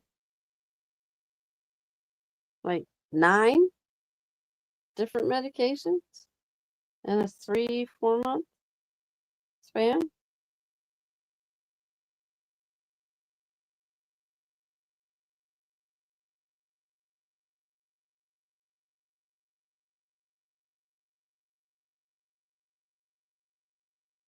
Normally you have to see psychiatrists for that, to have those prescribed.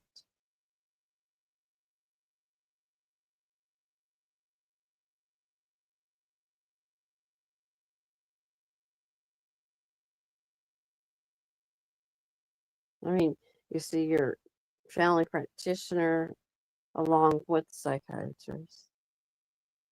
At least.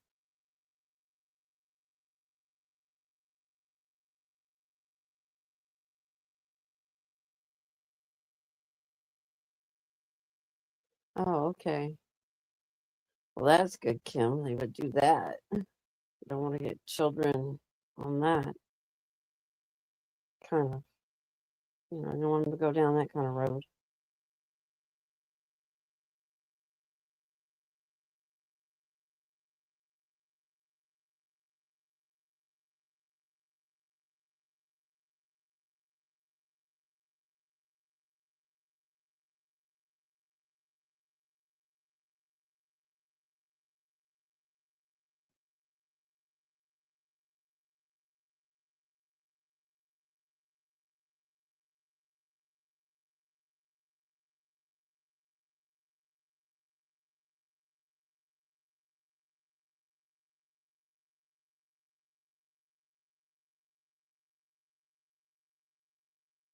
She had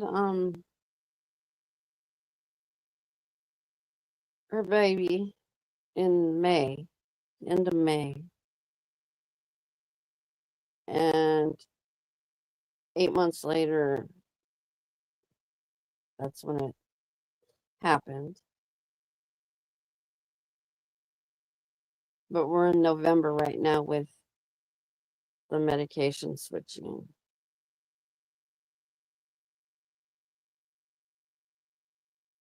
think it took place in January.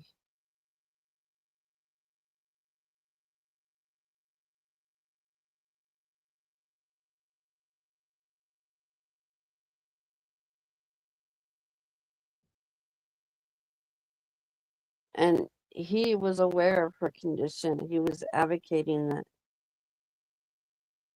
she needed to start fresh and get put on medication that she would stay on and it would stabilize her.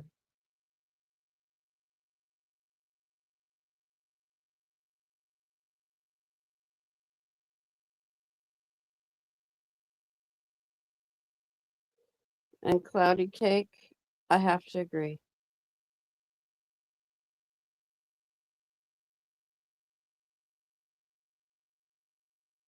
Yes, he is, Justice Jane. That's what I'm saying. We have to see this video, the long crime that I watched. They talk about that. All right, sorry, I had to change her diaper. She don't. Uh-huh. Okay, Mama, it's okay. She's like, okay.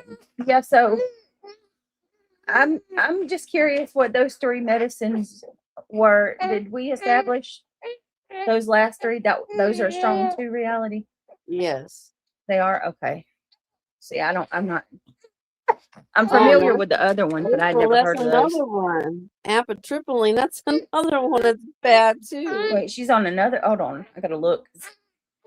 Just the stuff I read, you guys, were November and December.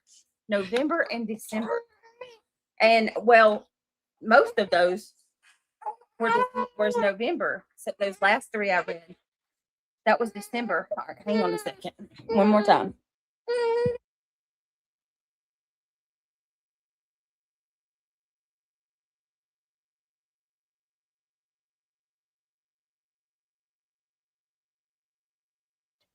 Because I feel that Patrick feels that the medications are what pushed her over the edge.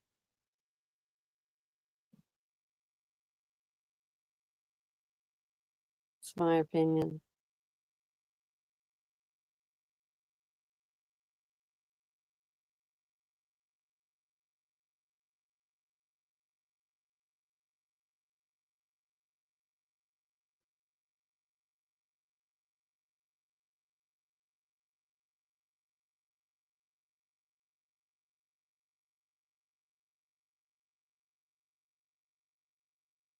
Yes, Cloudy, because they normally want you to take the meds for at least a month. All right, we're to good. get in your system before they would even consider. At least that's what my doctor would say. Before they would consider trying a different one. My mom, because she did go through like beta phases, I guess I would say, where she would try something, and if she didn't like it, they would try a new one. But it would be over time. They would let her get one out of her system before they gave her another. Right. You know what I mean? Like, and they would tell her, she couldn't just try it for a day or 2 and then go get something else. They would tell her, give it a month. And if you still have problems after a month, when it's gotten in your system real good, then, this sounds like they're not even giving her. She's going every other week. And some of them, you're supposed to taper off of them. Well, I don't know about abundant. You're not supposed to abruptly stop with them. Ativan, but I know as with Xanax, that type of medication is not even supposed to be a long-term medication that you take for your nerves. Like, they never were supposed to do that. Right. But there are some that do. My grandmother was on Xanaxes for probably longer than my life before she passed. So I know they do that. They put people on, you know what I mean, for years. Let me see. Okay, let's see. Okay, so Lindsey continued to deteriorate I can't Mhm. say that word to save my life. Despite all of the treatment, Patrick later alleged that he repeatedly told providers that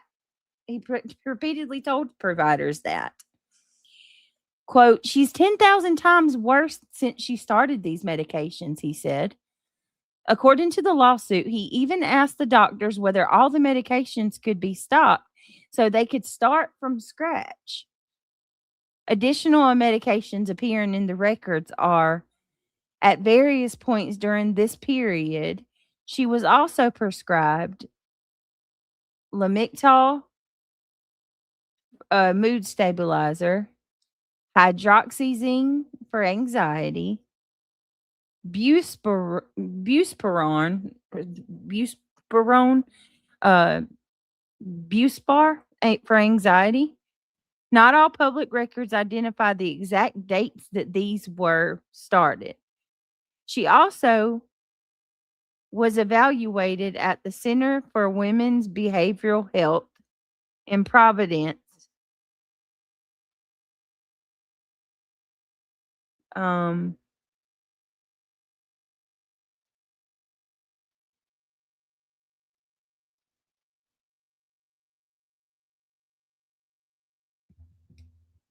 all right, let's see. That was in January? No, okay. Hold on. Okay. Prosecutors say that clinicians there did not diagnose postpartum psychosis or postpartum depression at that time. January 1st through 5th, 2023. Lindsey voluntarily admitted herself to McLean Hospital. During that hospitalization, medications were again adjusted, although the complete medications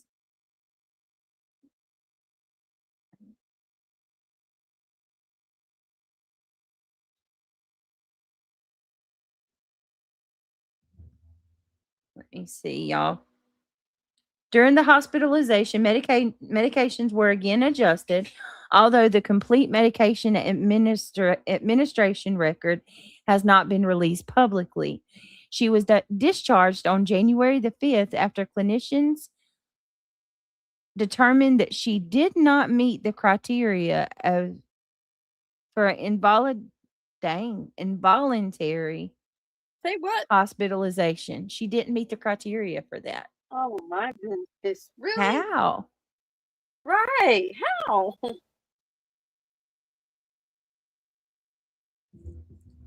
What in the hell? You got a woman who has been on every damn psych drug I know in the past 2 weeks. I mean, in the past 2 months, and says that it only makes her worse. All right, mid January 2023.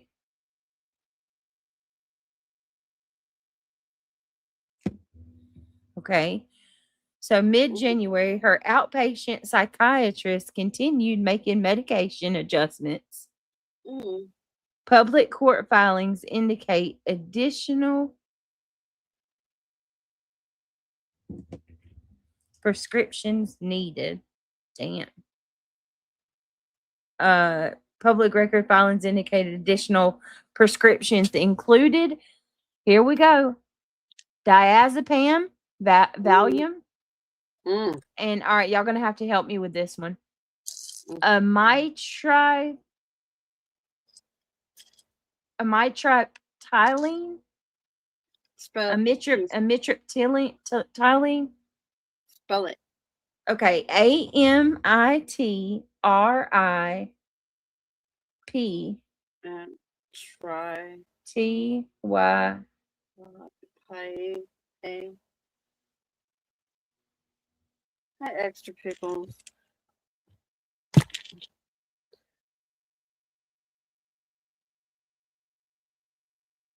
You should Google and they'll tell you how to say it. I know a lot of the medications are hard to pronounce. Yeah. I don't care that much. I'm just curious. Not amitriptyline. Would you start with? Yeah, that what she's saying. Yeah, amitriptyline. That. Amitriptyline. Okay, what is that? Is that a okay? Amitriptyline. It's an antidepressant. Okay. It's antidepressant. Okay. So thank you guys so much. I knew y'all would. It's a strong one too. Oh, extra pickles. Kick rocks. Hope you are all having a good night. What you doing, girl? I like your picture. Bitch fuel. Gotta love it. That's my girl. Good to see you, Pickles. Glad you're here. Let me give you a round of applause.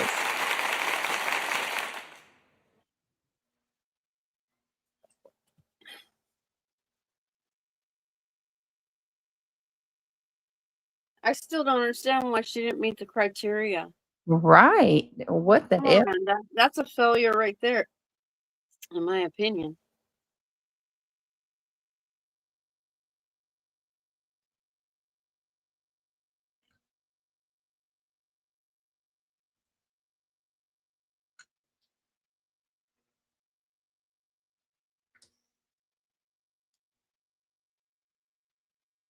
All right, here we go. Oh, and shout out to Pickles. Thank you so much for 6 months, baby. And then there was another milestone. Let me see who that is. Sparkleberry Shine. 38 months. All right. She said, I'm loving every minute of it. Baby. That's what I'm talking about. Sparkleberry Shine is a ride or die. She has stuck with me 38 months. I mean, the last one is generic. Okay. I know. Let me see. Thank you, Sparkleberry Shine. I love you. Thank you for 38 months. You are amazing. Remy says that last one is generic for Elavil. My mom took it for 30 years. My grandma took Elavil for years. Years and years. So is that what that is? Okay. Yeah.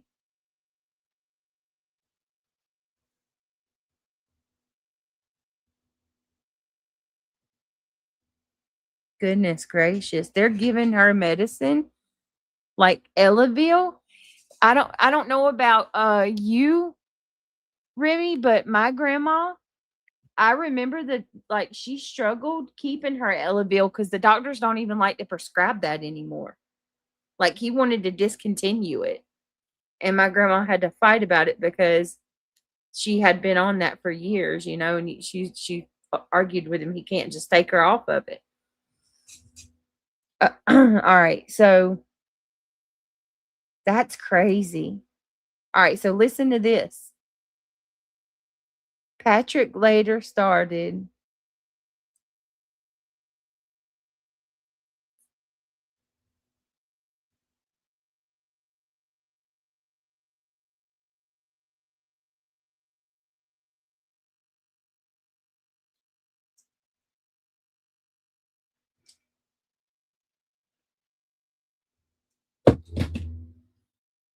all right.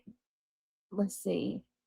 Someone seems to have dropped the ball big time, DD. Big time. I mean, that's a lot of damn medicine. Listen, I'm about to read off the list, y'all. Mind blowing. All right. Patrick later stated that he contacted her doctors repeatedly asking for help because he believed that the medications were making her worse. January 24th, 2023. On the day that the children were killed, the exact medication regimen that Lindsey was taking was not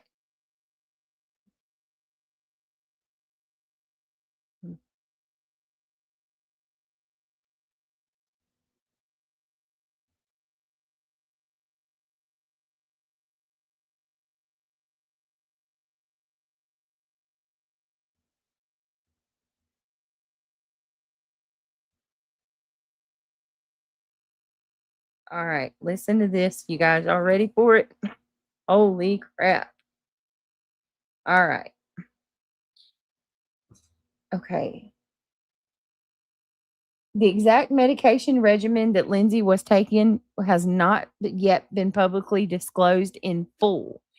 However, court records and lawsuits indicate that she has been prescribed at various times over roughly 4 months, a 4-month time period.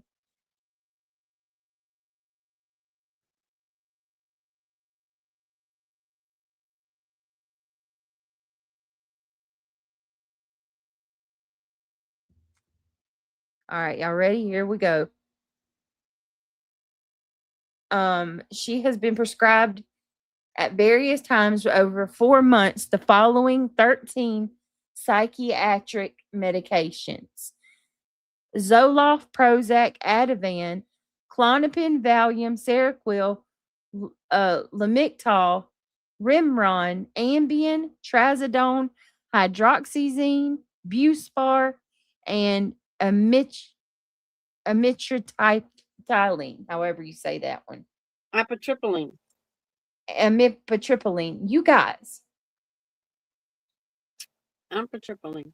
most people wouldn't take more than 2 of these in their lifetime.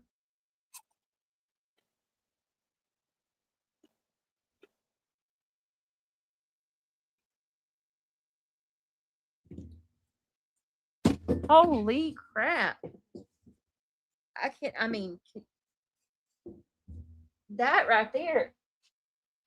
Now, here's where we're going to have to start questioning who holds who's at fault, though, because was she going to multiple doctors? You know what I mean? If she's going to one doctor and they're doing all this, that's one thing. But if she's going to 5 or 6 different PCPs, of course she's going to get a bunch of different stuff.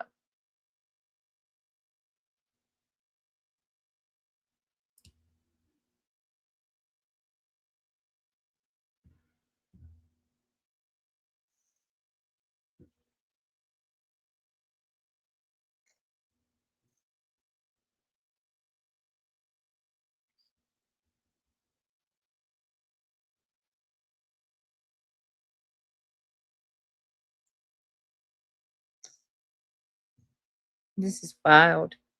What do y'all think? What's your thoughts? Crap. I don't think she was properly diagnosed. Okay, here's why the medications are a major issue in the trial.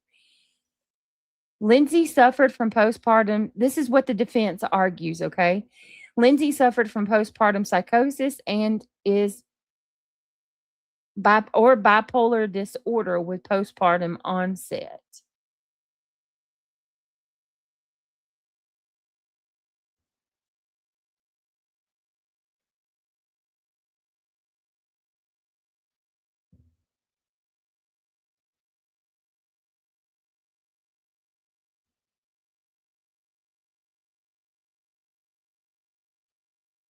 All right, let's see. Bipolar disorder with postpartum onset, frequent medication changes, and polypharmacy and inadequate coordination among providers contributed to her mental deterioration. The prosecution argues that despite her mental health treatment, the evidence shows that she was capable of planning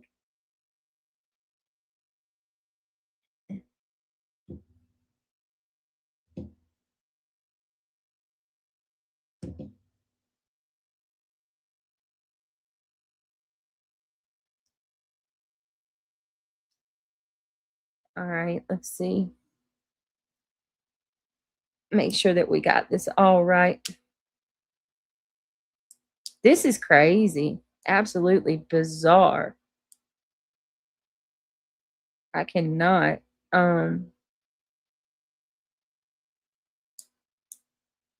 Okay.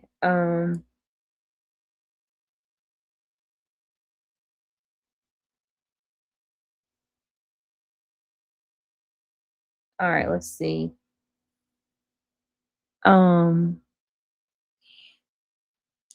Despite her mental health treatment, the evidence has shown she was capable of planning and intentionally carrying out the killings. The medications do not excuse her criminal responsibility. As of 2026, additional testimony from psychiatrists, pharmacists,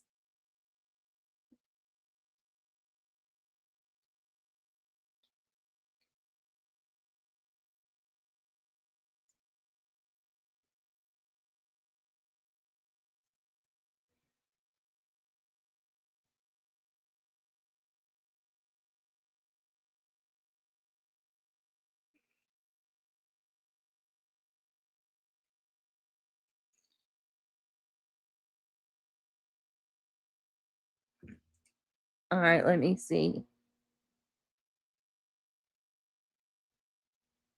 I mean, yeah, so pretty much that just says that the trial continues. Additional testimony from psychiatrists, pharmacists, and treating clinicians may provide a more precise day-by-day medication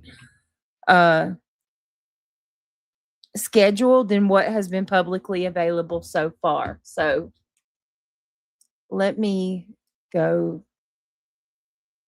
pull up the are you still with me, Reality?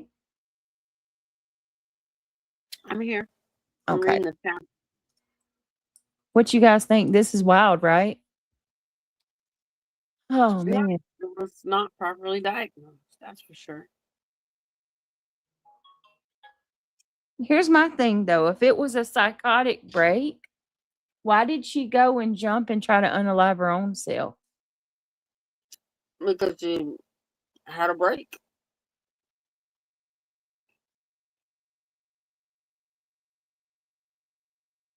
And she had done what she had done, and then she couldn't live with herself, probably.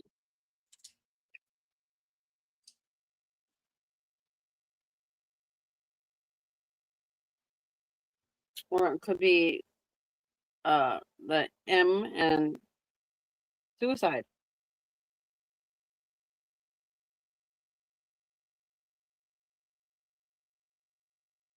All in all, I think it still was a cry for help because Oh, sure. she wasn't properly diagnosed. I mean, For sure. she seeked out to get what she needed to help her, to include going to get evaluated to be put into an inpatient program, and she didn't qualify. Come on.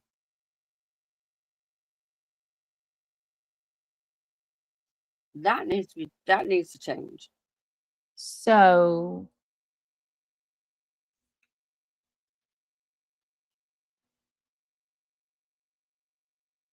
Hi, Pickles, and thank you for the $4.99, and I'll have her answer that for you. oh, thank you. Give me just a second. I've got something. I figured we would look into this real quick just to hear some of the kids' final moments. This is going to be hard, okay? But in order to get the full, oh, I didn't mean to do that. I'm looking like death warmed over, but hi, I don't even know. It's blurry. Hey, everybody. I ain't going to turn my camera on and then run away. So, all right. Lindsey, hi, babe. Thank you for the, not Lindsey, darn it. Pickles, thank you for the super chat. Give me just a second and I'll read it. Okay, let me share my screen. You guys are the best.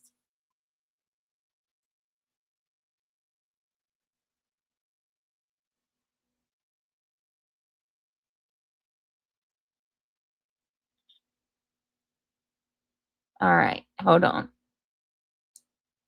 Share my screen. We're going to share this. This is going to be hard to watch, but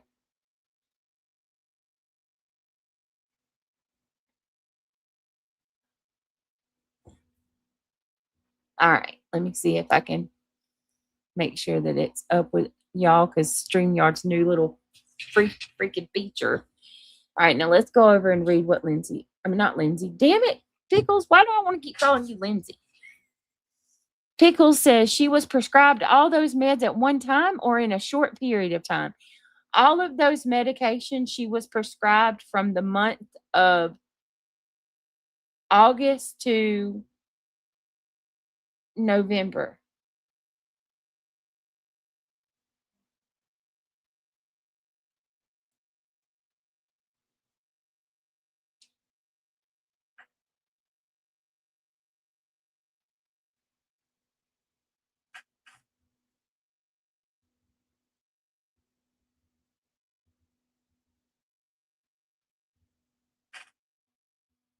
All right. Pickles says, all right. So, yes. Now, my question, Pickles, is what I need to know for my own self is how many different doctors prescribe these medications? You know what I mean? Was she going to 2 or 3? Was she going to 5? Who gave her what and how? You know what I mean? Because that's a lot. That is a whole lot to put in. I don't even know. And a lot of those medications that we just read through, many doctors don't even like prescribing those medications at all. You know it. A lot of doctors don't even want to give you that. So, but thank you so much, Pickles. I appreciate you for the super chat. Thank you for helping the channel.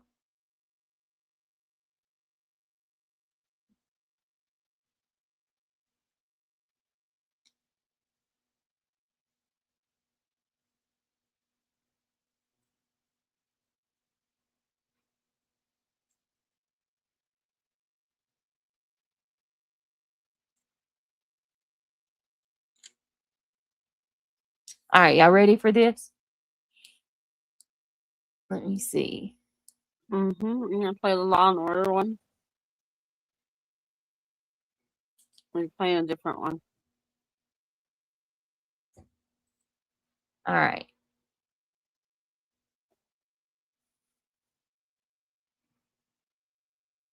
Okay. Let's watch this, you guys. This is going to be a bit of a trigger warning. Here we go.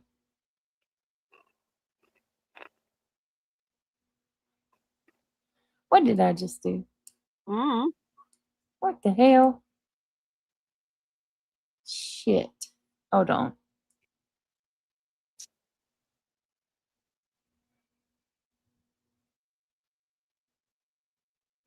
All right.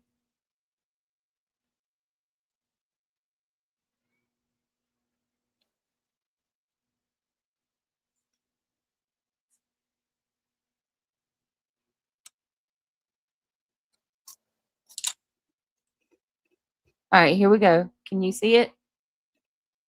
And Patrick Clancy were living what looked like from the outside an amazing life, raising 3 beautiful, wonderful children. But that ended on January 24th, 2023, when Lindsey Clancy did the unthinkable. She had to strangle the kids to unconsciousness and then keep strangling them for additional minutes. Instantly, she became portrayed as an evil mother charged with the murders of 3 innocent little angels. But that story changed when her husband, Patrick, and her defense attorneys revealed what was going on behind closed doors. As to postpartum depression, psychosis, the concerns and the fear that a woman has. But a woman who has suffered and has put up with this affliction. And now as the trial begins, the question looms, will the jury excuse her behavior and find her not guilty because of her postpartum psychosis? I keep saying it, this is the biggest trial of the summer and a tragedy on such an enormous scale. We're talking about 3 children just wiped out. How much did they suffer? And how about Lindsey Clancy and postpartum psychosis? Will it really prevent her from being able to control herself, prevent herself from killing her own children? I'm Vinnie Politan. Let's investigate.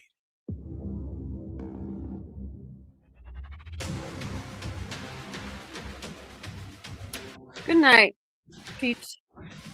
You sleep well.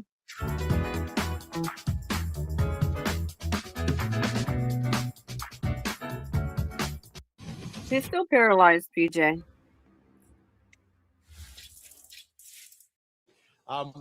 Do we know if there are any moms?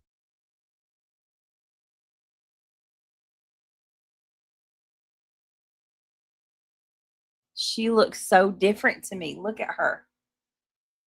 That Way does not look different. like the same person that we were No. looking at in those pictures. Does she look different to y'all? Way different. Who's going to bed? Peach Junction. Oh, good night, Peach. Thank you for joining us tonight. It's been cool hanging out with you, friend.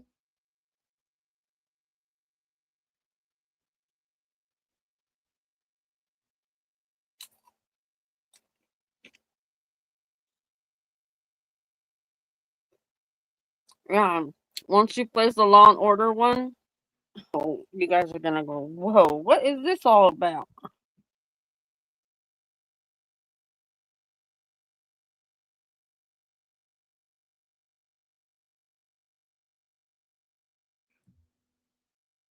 All right. Let's see. Very right. Doesn't she look very different? All right. On the jury so far? Oh, that's a really good question. I mean, I know that there are some women who are seated on the jury. It's actually almost 50-50 at this point. I don't know for a fact if they're moms because, you know, in the courtroom, they're doing the white noise. I can't always make out everything everyone's saying. But honestly, the odds are that at least one is a mom. I just can't 100% confirm.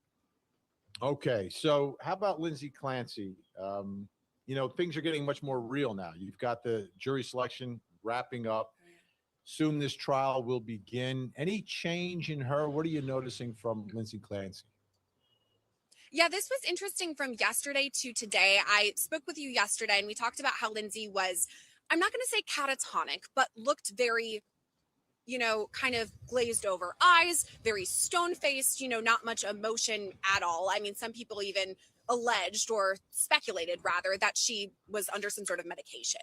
But today it's a lot different. I mean, we're seated in this courtroom. It's kind of, I mean, it can get monotonous. It can get, you know, long, and she's doing things that all the rest of us are, like, you know, fixing our hair, kind of like scratching, kind of fidgeting, looking around, like just kind of like a normal everyday person. At this point, she's listening intently and is very, very close to these prospective jurors when they're being questioned by the judge in both the Commonwealth and the defense. So she's right there in the mix of it, and it seems to me that she is following along with what they're saying. And it's interesting, right? Because she may or may not testify. There's a good chance that she won't testify. I think that's with every criminal defendant, right? But to see her in a position where, hey, everything is at stake here, like the rest of her life, what it's going to be like, whether she's in a wheelchair in prison or whether she's in a wheelchair getting psychiatric treatment or potentially in a wheelchair free someday. Everything's at stake. Does the weight of all of this look like she's wearing it at all?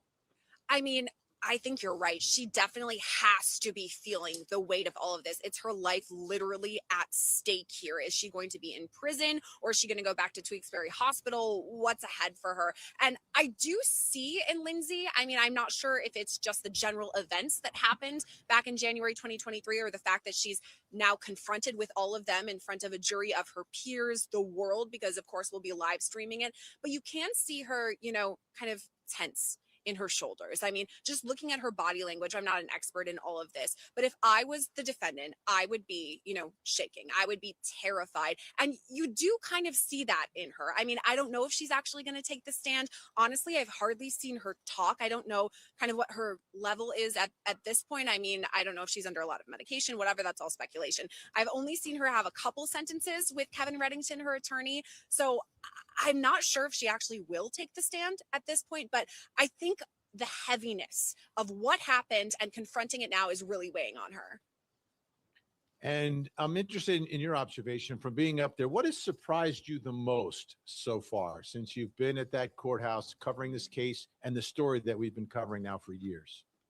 Well, we talked about this. I kind of expected that there would be some supporters here. I mean, we cover these trials. Sometimes I'm there and there are people who are literally trial watchers, fans, people who want to be part of it all and come into the courtroom. And sometimes they're, against the defendant or for them, whatever it may be. But in the case of Lindsey Clancy online, there's been a lot of moms who have come forward, other nurses who said, she was under this postpartum psychosis situation. That's why she did what she did. We're here to support Lindsey Clancy. And, dozens and dozens of notes were written. There were social media posts, all of the things. And it's just kind of shocking to me that I haven't seen any of those people here to support her. The only supporters I've seen from her are her two nurses, obviously, from the hospital. And then she has her two parents, mom and dad, who are pretty unassuming, kind of nice people, and her grandmother. And that's really it. So I was kind of shocked. She doesn't have very many. There aren't people here who want to see this outside of all of the reporters. There hasn't been any, normal everyday people as we sometimes see in jury trials, but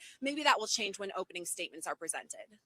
Absolutely. Sierra Gillespie in Plymouth with the story. Thank you so much.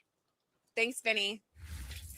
So I want to play for you something that was said by the prosecutor early on in one of the early hearings in this case. And I think when you listen to what she says, this really became the driving force behind the murder charges in the case against Lindsey Clancy. Let's take a listen. The children were killed with ligature strangulation. Ligature strangulation causes the victim to become unconscious anywhere from 10 seconds to a minute. And that depends on how much the victim struggles or fights. The more they struggle or fight, the longer it takes. Dawson had the most petechiae on his face and neck. According to the medical examiner, this means Dawson either struggled or fought for his life more than poor or Callan were able to, or that she strangled him harder than the other two, or both. And it takes 10 pounds of pressure at minimum to strangle. After the victim becomes unconscious, the ligature has to be held in place with that same force for an additional 4 to 5 minutes. She had to strangle the kids to unconsciousness Trigger and then warning, keep strangling trigger them warning. for additional minutes. Oh, let me play. I'm sorry, trigger warning, y'all. One more time. That's rough, but listen. For an additional 4 to 5 minutes. Oh She my had God. to strangle the kids to unconsciousness and then keep strangling them for additional minutes. Is that a psychotic break? That's where I struggle. And let's not forget, she spoke to her husband in the middle of doing so. She spoke on the phone to her husband like nothing was wrong. Well, apparently she snapped. For some reason, she had snapped. But it just so happened that she Googles places to eat and sends her. Yeah. Can you read what a psychotic break is? Can you give us the definition? Yeah. Yep. Sure will. Let's utilize this $99 that I didn't have. Thank you, Ivy, for the gold coin. Woo woo. Thank you again for the W. I appreciate that so very much. You are awesome. Thank you guys for your support. Let's look up. Yeah, let's define a psychotic break.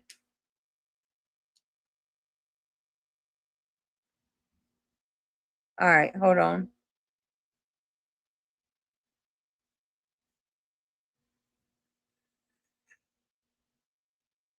All right.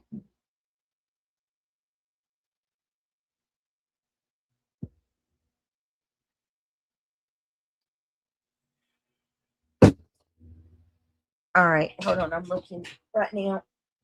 I get a sip of my drink anyway. Massachusetts.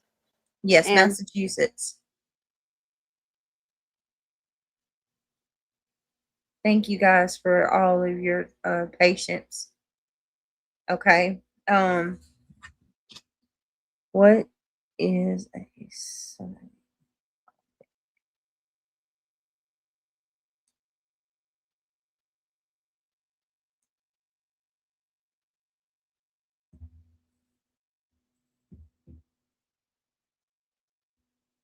All right.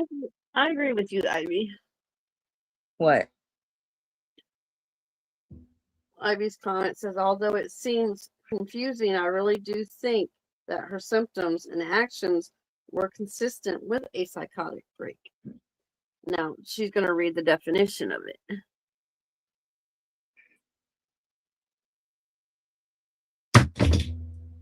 I cannot. Damn it. Okay. Shit. And then we'll get back into this. This is not long at all. It's like 10 more minutes for that video. Okay. A psychotic break, also called an episode of psychosis, is a period during which a person loses touch with reality. It isn't a diagnosis itself. It is a symptom that can occur when several mental health conditions or medical problems can occur with several mental health conditions and medical problems.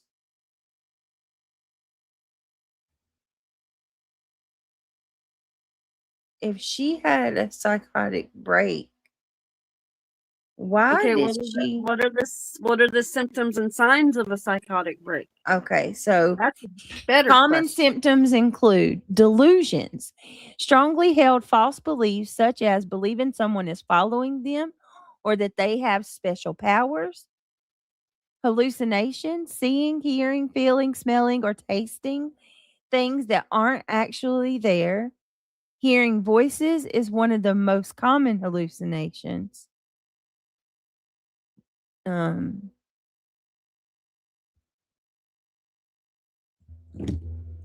Remember, she did say that she heard a man's voice.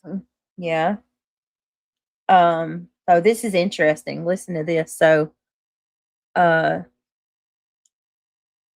see. Hearing voices is one of the most common hallucinations.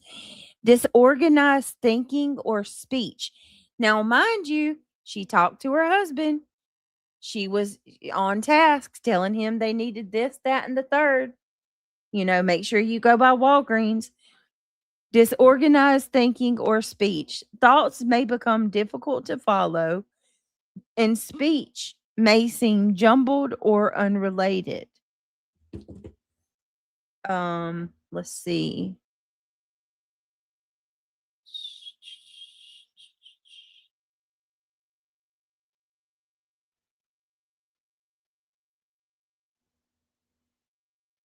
All right, let's see. All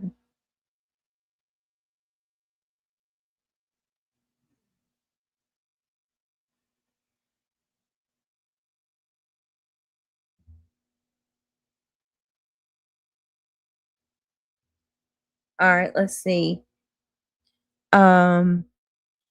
Disorganized or unusual behavior, acting in ways that seems confusing, unpredictable, or inappropriate for the situation.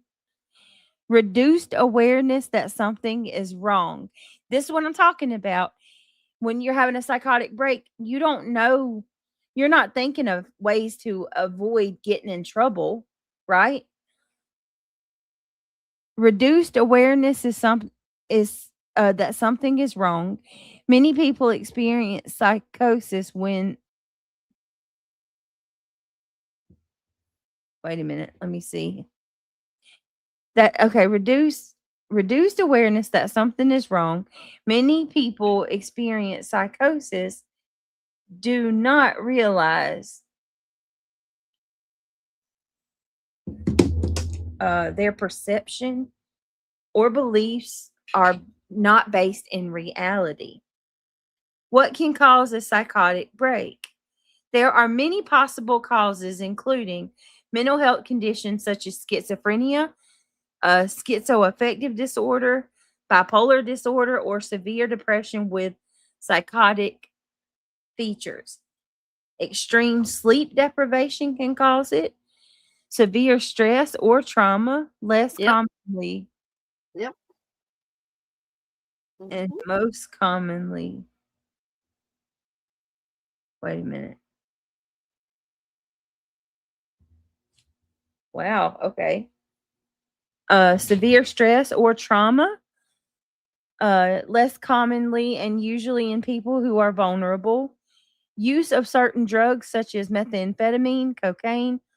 I'm totally getting Yeah. demonetized on this video. I've said so many trigger words tonight.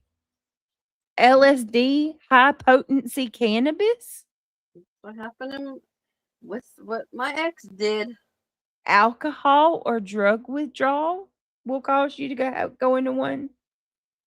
Medical about- conditions affect. Go ahead. Sorry, What about postpartum?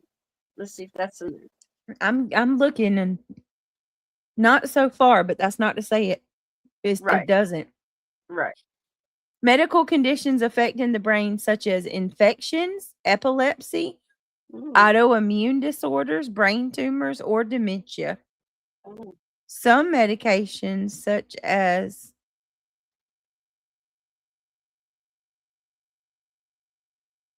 let me see. Okay. Medical conditions affecting the brain, such as infections, epilepsy, autoimmune disorders, brain tumors, or dementia. Some medications, such as high dose steroids, in rare cases. How long does it last? This is where it's interesting to me, you guys. A psychotic episode can last a few hours or days in some cases, Mm-hmm. several weeks or months if untreated. Mm-hmm. The duration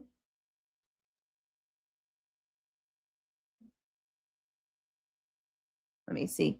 The duration depends on the underlying cause and whether treatment can be started. Is it treatable?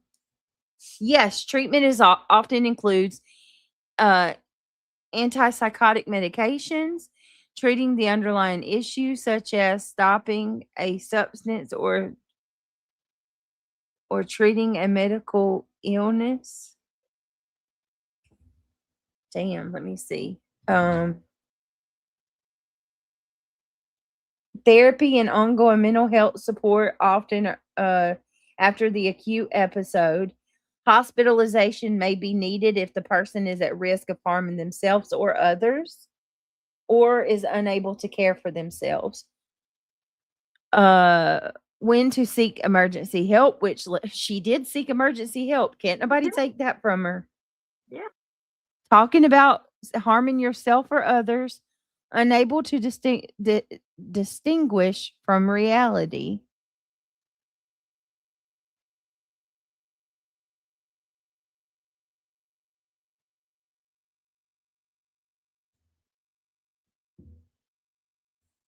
Let me see.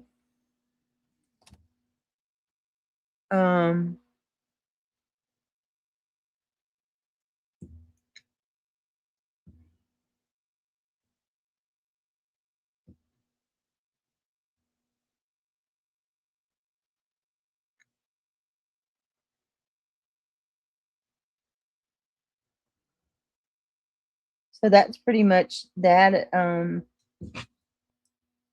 the information about the psychotic break. It's not to say that pregnancy, having postpartum couldn't cause it. I mean, I definitely could see that, but all right, let's keep going.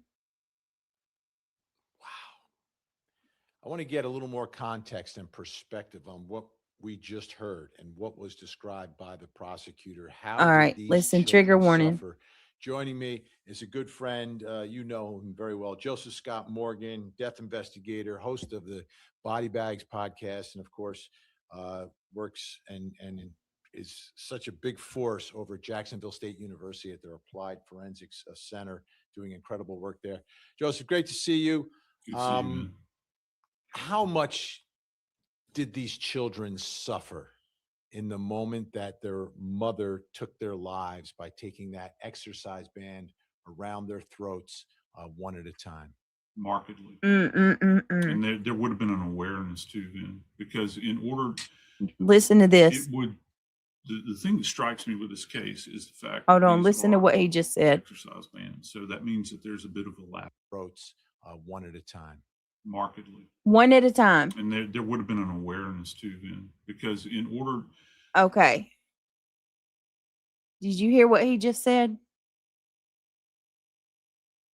Now you can agree or disagree, but he just said there would have been an awareness to it because she had to do it one by one to each child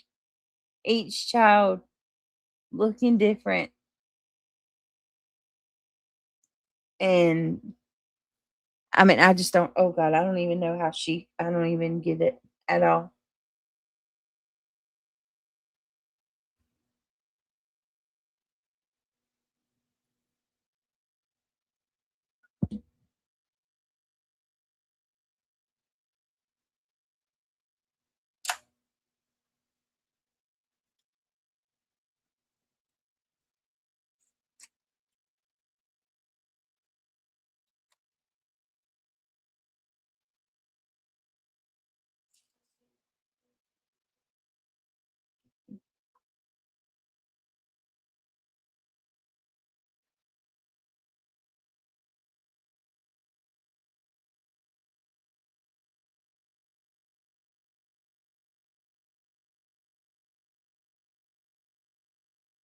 Mm-mm-mm.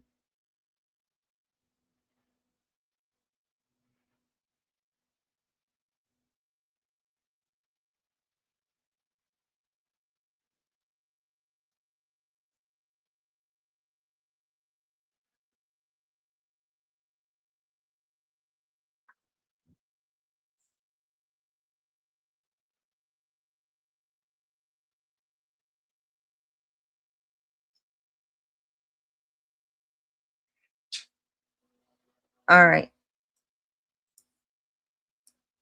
Sorry, guys. Let's keep going. It would, the thing that strikes That exercise band doing incredible work there. Joseph, great to see you. me, see, man. How much did these children suffer in the moment that their mother took their lives by taking that exercise band around their throats one at a time? Markedly. And there would have been an awareness too then, because in order, it would, the thing that strikes me with this case is the fact that these are exercise bans. So that means that there's a bit of elasticity to them, right? So it's hard to gauge the amount of force that it's going to take because of that elasticity. So you have to continue to apply force over and over again.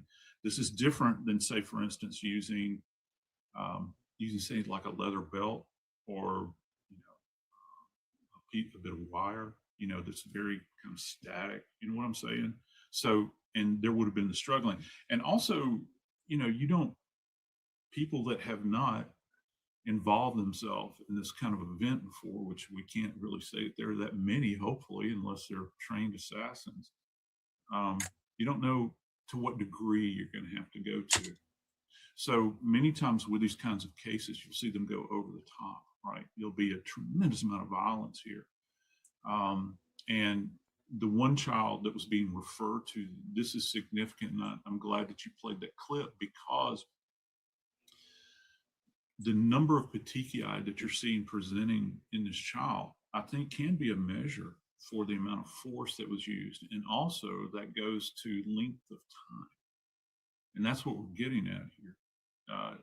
And I'm not saying that there's any, I don't know really how to put this in delicate terms, but there are certainly more merciful ways to take someone's life than this. This is out of the pantheon of things that you and I have covered over the years. Strangulation, ligature strangulation, can be one of the most horrific events because the individual lingers. They don't die immediately then. And that's what's very striking here, particularly when you consider that it's at the hands of the mom. Yeah, the mom. Now, the youngest child, the baby, Yeah. actually survived a couple of days afterwards. Are you surprised, or why would that be? No, I'm not. I'm not necessarily surprised. And just so that we understand the mechanism, it's not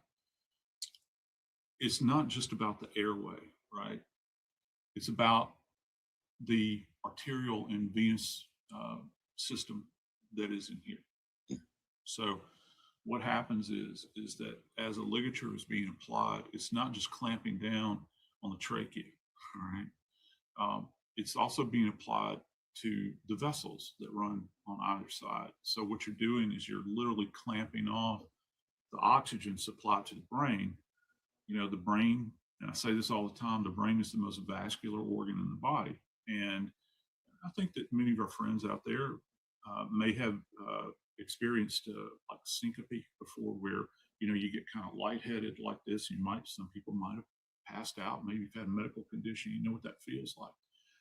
You don't die, but that lightheadedness would have initially been part of this, in addition to the horror of the struggle that this child would have gone through.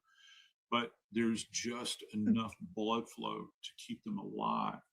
But the higher brain functions have been diminished to the point where the child is just going to slip off, and it's non-sustainable after a period of time.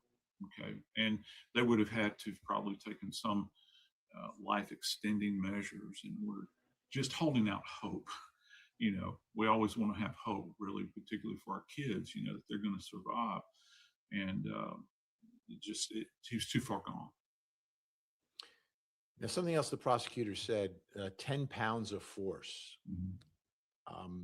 Can you explain that to us, and how much force and for how long that force has to be applied? You know, they're talking about 10 pounds of force is kind of a relative term because this is a dynamic event. So she is not going to be applying 10 pounds of force consistently. Okay. That's kind of that hard number that we have in forensics to get an idea as to how much force it would take theoretically to rob somebody of their life. Okay. It's not like you've got a vice where you're tightening down a vice and you can set it at that point. It's not what we're talking about a kid that's struggling, fighting, okay, to stay alive. And you've got a mother who allegedly wants to end that life. So it'll go in degrees. You know, it might go down to 2 pounds all the way up to 15. All right. So it's going to be this kind of push and pull like this. If you think about 10 pounds of pressure that you would have to consistently apply, I don't know really how to say in terms that people would understand how that would feel, but it would be the top end of what the average person could apply with the grip of their hand. Okay, for a sustained, you know, for maybe just a couple of minutes, and then it's going to relax, and then it's going to go back in, and again you'll have this kind of fluctuation in the pounds per square inch that you're having to apply to this area in order to constrict those vessels to the point where you're going to kill them, or get into the airway itself and, you know, shut that down as well, because you've got two elements that are working here. We're taking in breaths, and then we've got our blood flow, which we don't think about, you know, but that's going on as well. Joseph Scout Morgan, always great to have you on with your insight, and so we understand the reality of what happened. Appreciate it, sir. You're quite welcome. So Lindsey Clancy's defense is lack of criminal responsibility, which is the Massachusetts version of insanity, right? And under Massachusetts law, the standard is that she cannot control her actions as a result of what she's suffering from, her mental condition. She cannot help herself. Even if she knows what she's doing wrong, she can't stop herself from doing it. So in this case, obviously, it's postpartum depression versus postpartum psychosis. I want to get a better understanding of it, so I want to bring in a special guest joining us, licensed clinical social worker, author of Thriving After Trauma, Stories of Living and Healing. Shari Botwin is with us. Shari, thanks so much for joining us. Thanks for having me. So take us into this world. Like for years, we've heard about postpartum depression. I'll be honest, this is the first time I'm hearing about postpartum psychosis. And my presumption and assumption is that it's just a much higher level. Give us a little bit of the background. Like, do we know why this happens? Postpartum depression can happen very often. It's when somebody has a baby, there's all kinds of chemical and hormonal imbalances. So the difference with postpartum depression is it can happen over the course of time, and it can hit someone not necessarily just the first week or the first month, but someone within the first year after giving birth can develop postpartum depression. Postpartum psychosis is an onset, a very sudden, it's almost like an explosion. One minute you could be doing very well, and then maybe within 72 hours after giving birth, it can feel like a psychotic break. It's the way I think of it, it's like a mental health emergency. Someone goes into crisis and they lose their ability to have basically their wits about them, even if there's a part of them that knows something's really wrong. Why am I having these horrible thoughts? The feelings that someone experiences during that psychosis, they're so strong and they're overpowering.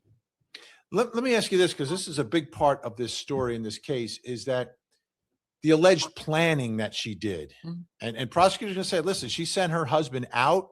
She sent him away. She was calculating how long he would be gone, how much time she would Yep. have to kill the 3 children.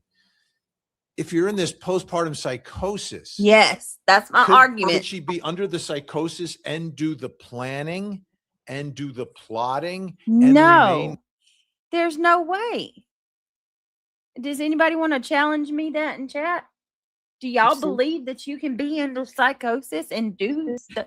There's no way. That's why I wanted that to play all the way through. She's There's no way. she's gonna debate you. Who? She's still talking? I don't know if she could control herself just fine getting him out of the horse.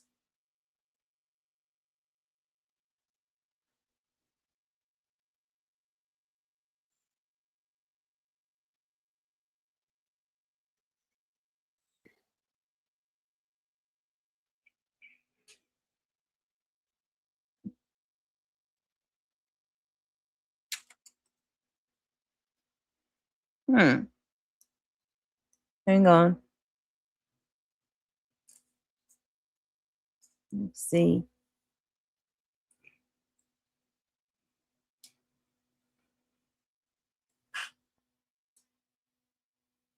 I don't know. Tiff says she could control herself just fine getting him out of the house, and when she was on the phone. Right. And even looked up to see how far.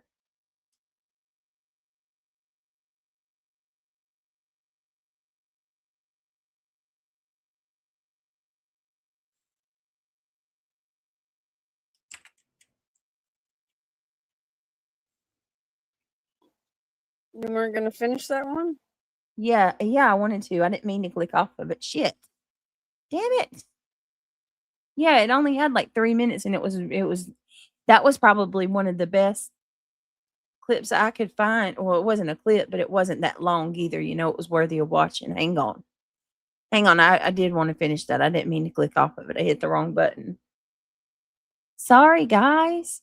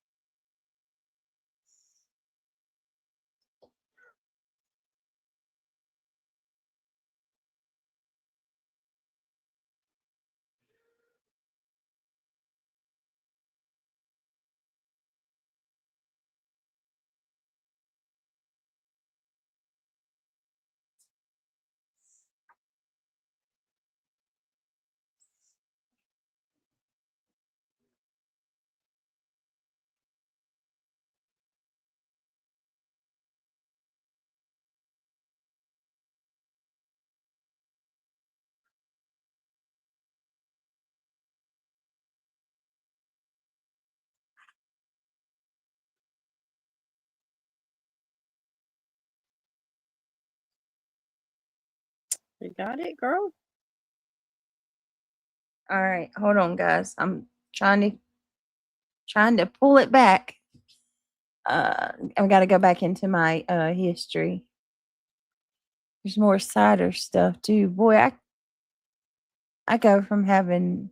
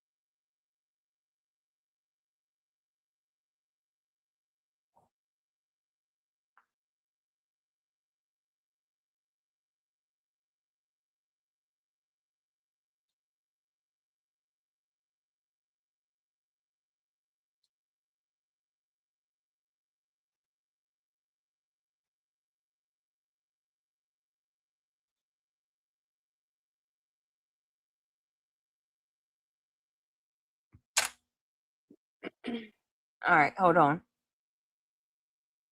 Oh, please. We almost. All right, there we go. I think I got it.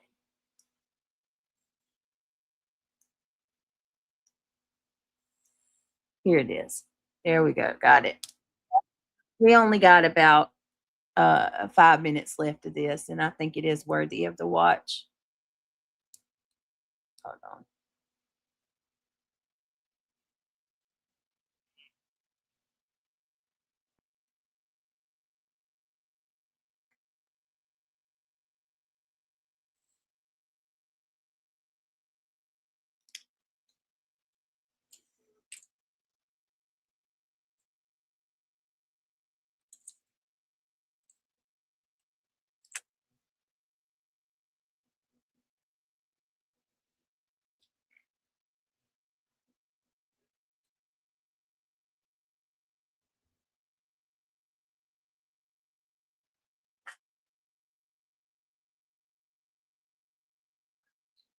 Mm.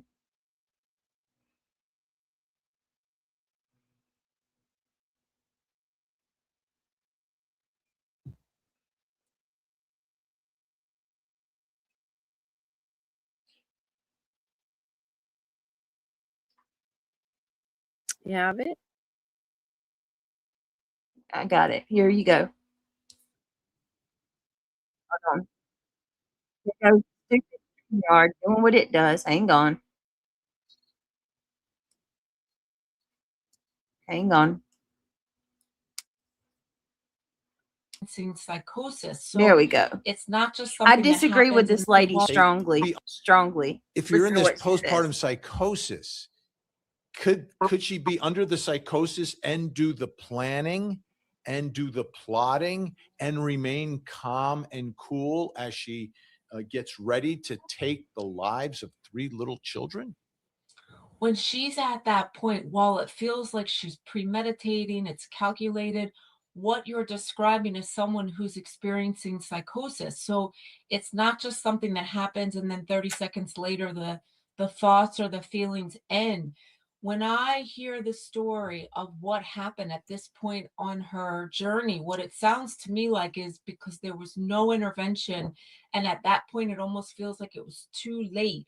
She was so enveloped by the illness that she stayed in a place of mental illness and unwellness and craziness. She could, on some level, think to herself, why am I doing this? And I need to ask for help. But the way I look at it is that the unwell part of her completely took over. And at that point, it was too late. That's why when we talk about postpartum psychosis, we say it's an emergency, because if somebody doesn't intervene, the second someone is in that place of psychosis, Mhm. there's going to be something awful that could happen. And that's what this story really shows us. Let me ask you this about postpartum psychosis. the focus of the feelings. She has 3 children, right? 3 different children, different ages. Yes, there's a baby, but there's 2 others. Yet it seems the violence was aimed at all 3 children, not her husband, but all 3 children. Would that be unusual, or not just the focus on the child that was just born, but on the older siblings, yet none of that towards her husband? When we think about the story again and the facts that we're hearing, what she's describing, and I think we're going to hear a lot more about this at trial, is that it's not even just about the children and ending their lives. She was planning on ending her own life. So in her mind, the story was all of my children need to be gone, and then I need to go away with them. So I think in this particular case, while it's awful and it's devastating, it doesn't surprise me that that's where this went. For someone who's in the midst of this, and she did attempt to reach out. She voiced the thoughts that she was having in her head. She went to different doctors, different nurses, 13 different medications. Yeah. What are your thoughts about the interaction of the medications and different people treating her through all of this? I mean, I have so many thoughts. The thing that I think about is this is a woman who really tried on many levels to get help. She did all the right things. She went inpatient at one point. She saw doctors. She took, like you said, 13 different medications. She was screaming out for help in so many ways. And my thoughts about this are, I know a lot of women who start to experience postpartum and they say to me, I think I have this, but I don't want to ask for help. I'm embarrassed. Doctors aren't going to listen to me. I've worked with clients who have clearly had postpartum, but then when they go to the doctor, they're dismissed. So in this particular case, this woman and her husband, from what we've heard, were both advocating for her to get the appropriate intervention and the support and help that she needed. So I think what happened with the medication, and I have seen this too, medication can be a wonderful support for people, but it doesn't work for everyone. There are some Right. people who actually get Right. worse when they're on different types of medication. So in this case, it feels like a lot of the information that she was presenting either wasn't heard or got dismissed in some way. But I feel like this is a story that we really need to learn from, because she is someone that did the things that you're supposed to do when you're starting to feel like you're losing your mind. And by the time this crime happened, she had already done so many different things and she'd exhausted many of her supports, and the illness just got worse and worse and worse. And that's why we're sitting here today talking about this horrible tragedy. Botwin, appreciate your time and your insight. Thank you so much. Thank you. That's it for this time. I'm Vinny Politan. Thank you so much for watching. And as always, please don't forget to hug the kids. So it wasn't an illness.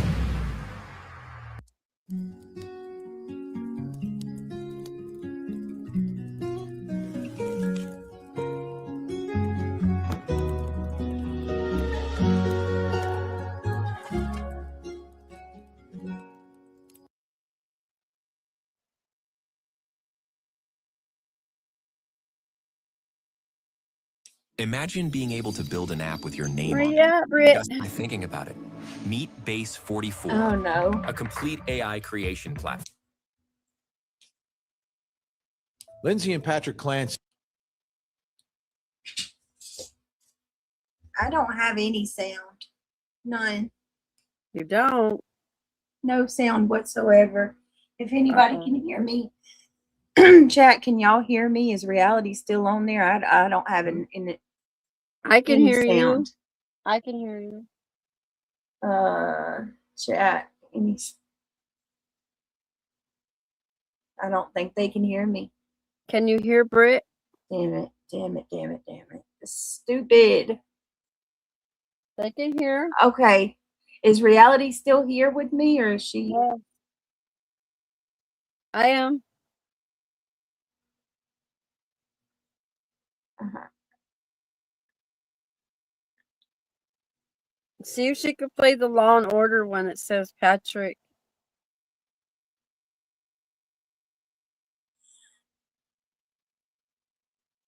And it's the Law and Order. Wait a minute, huh? The Law and Order when it has Patrick in the I can hear title. you now. Okay, good. That's weird. What the hell? I don't know. Hold on. I Can you hear me? Yes, I can hear you. Okay. Well, shit. All right. Look at oh my goodness. Look at those babies. Ah, jeez. Hold on.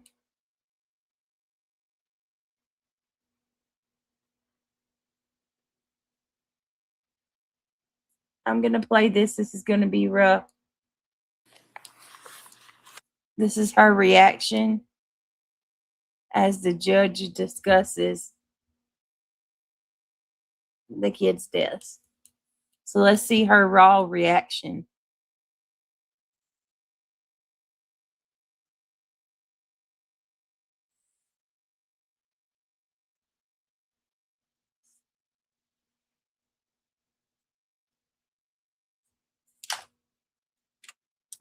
Hang on. What? Hold on. All right. Let me make sure the sound's up. And I believe that is the defendant's motion to limit witnesses. Is that correct? That's the motion we have. All right. Now, what I'm going to, I've read the motion. All right. I've read the grand jury minutes from all the individuals who have scheduled to testify. So I'm going to hear from the defendant just in regards to this. Then I'll hear from the Commonwealth. So, Mr. Reddington. Thank you. And I will restrict the hyperbole. This motion is asking that Your Honor would direct the Commonwealth, since apparently the Commonwealth will not agree voluntarily to restrict the presentation of a large number of first responders to this tragic incident. First of all, let's face it, firefighters, EMTs, police officers, they're all wonderful people. They're doing the Lord's work. What these people have gone through or would go through and have gone through in their jobs cannot be underscored. And that's to be respected and embraced. But to present them one after the other in this trial to testify to, and I would very briefly, I don't even have to mention their names, but Duxbury Fire Department paramedic detailed to the home at 47 Summer Street dealing with the defendant, Lindsey Clancy, treating with her outside with her injuries. The Duxbury Police Department sergeant went to the house, heard noises.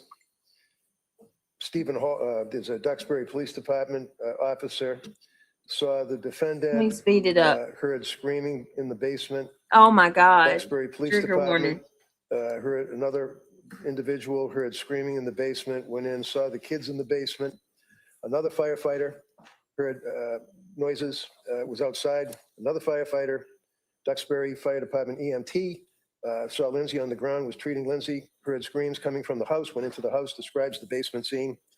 Robert, another Pembroke Fire Department individual, paramedic, same idea. Another Pembroke Fire Department paramedic was in the house. Duxbury firefighter EMT saw the other EMT carrying two kids out of the basement. Saw two children on the floor. Described the basement. Marshfield Fire Department paramedic went in the basement. Saw the children laying on the floor in the basement on their backs facing upward. Saw blood, what appeared to be blood around the nose of one of the children. Another firefighter, Marshfield, assisted in the basement, heard the screaming, yelling, and made his observations. Another firefighter from Duxbury in the basement saw the little children wearing onesies and feeties laying on their backs on the basement floor. assisted as he could. Another Duxbury Fire Department individual, basement.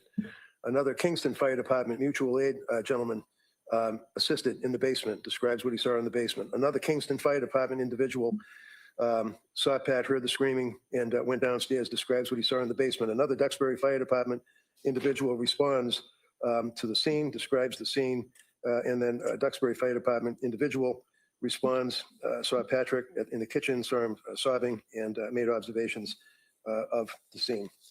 So that was what was presented to the grand jury, and is what, from what we can see, is what the government would try to present at this trial. And I suggest to the court, without sounding as though I'm trying to minimize the horror of what transpired here and what these good employees of the municipalities had to endure and see, and probably to this day are suffering post-traumatic stress from it.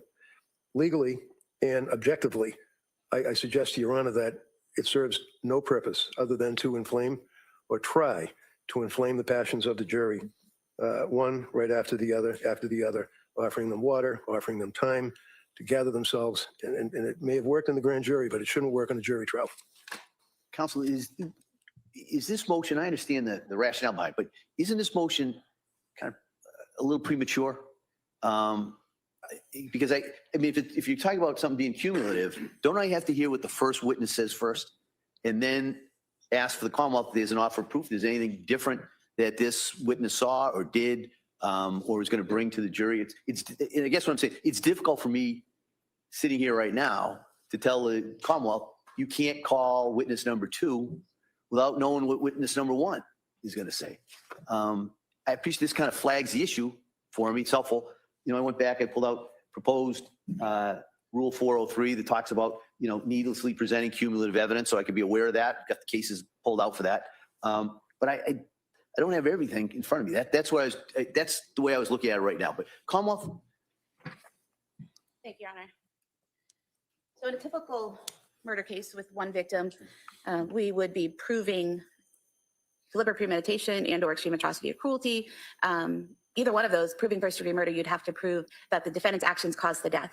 And the way we do that is with the person finding the body, then the people who treated the body trying to save that person, then the medical staff at the hospital treating them and then declaring them dead, and then the autopsy confirming that the actions of the defendant were the cause of the death. Here, unfortunately,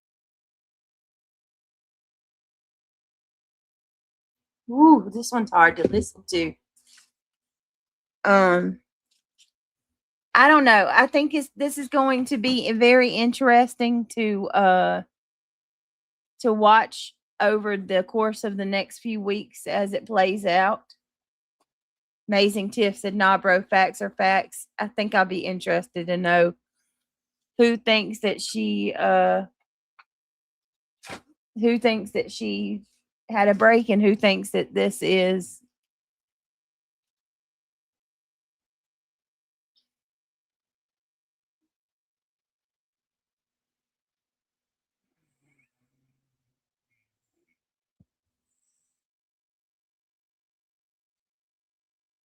wow. This is, I don't know. I dropped the link though, reality. There she is. This is rough, bro. This is real rough. This trial's going to be hard. Y'all watch. We're going to have to like gracefully go through the highlights of it. Witnesses testifying to what they heard and saw. It's perfect. It's perfectly reasonable. I agree with that. I think so.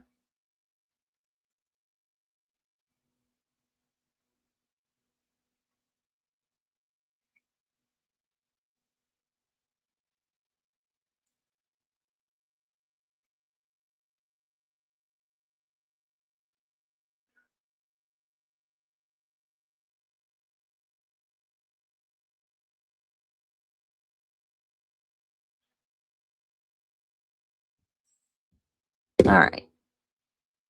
Oh, there she is. All right, let's see. You good? Yeah, I was trying to put this in the back chat for you. Oh. They didn't talk about Patrick, right?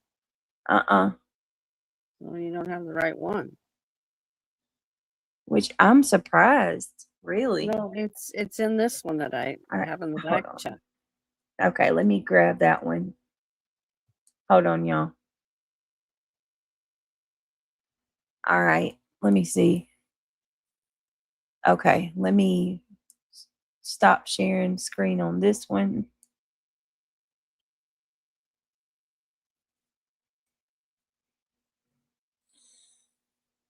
Oh, shoot.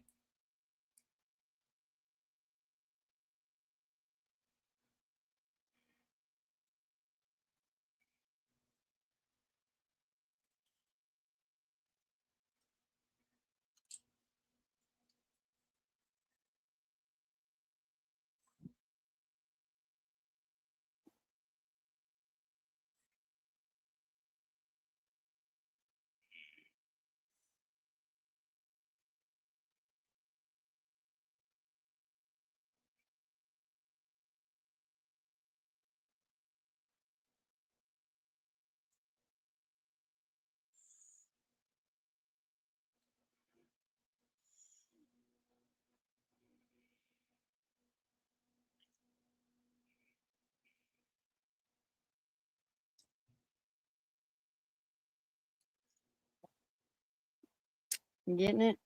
You gotta load it into the back. All right, hang on. I got the one that you gave me. Okay, Yeah. hold on. So it has Oh, attached. and I'm gonna have to go potty. I'm freaking, my bladder's ahead. about to bust. I've been holding it. Go do what you gotta do. All right, this is the one. So I got it pulled up. All right. Damn it. I hate StreamYard. And I can say that because it's not a person, it's a damn organization or whatever, LLC. Yeah, well, it's an ugly case. There's certainly been worse in my Angie, this is going to be this is going to be a hard one to sit through, guaranteed, because they're going to be talking about details of the babies and stuff like that. But I want to know if she like this case right here is going to set precedents for cases in the future. Yeah, for Watch. mental health. Yep. Mental health, post-traumatic. All right, I'll be right back. And postpartum and all that. All those.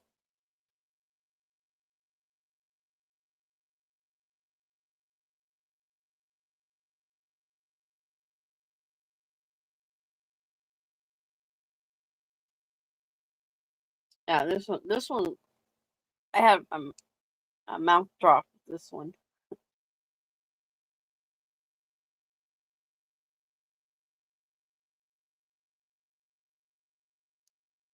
Yes, Ivy.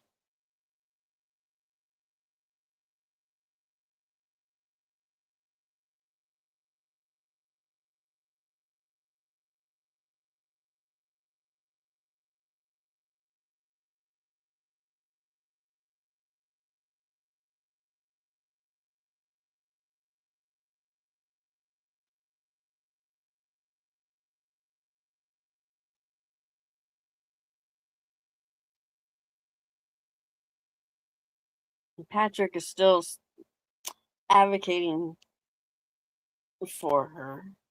You'll see. You'll get to hear it from the attorney.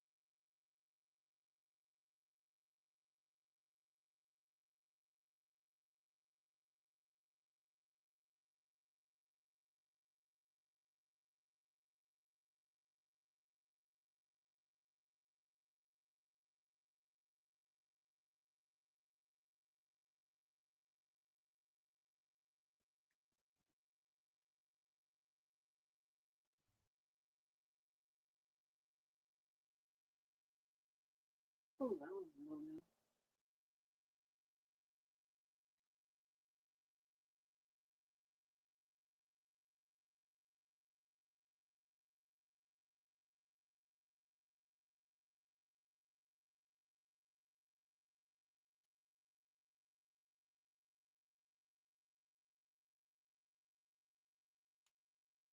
I have to agree with you, Ange. Dang, I don't know. Ugh. Bleh.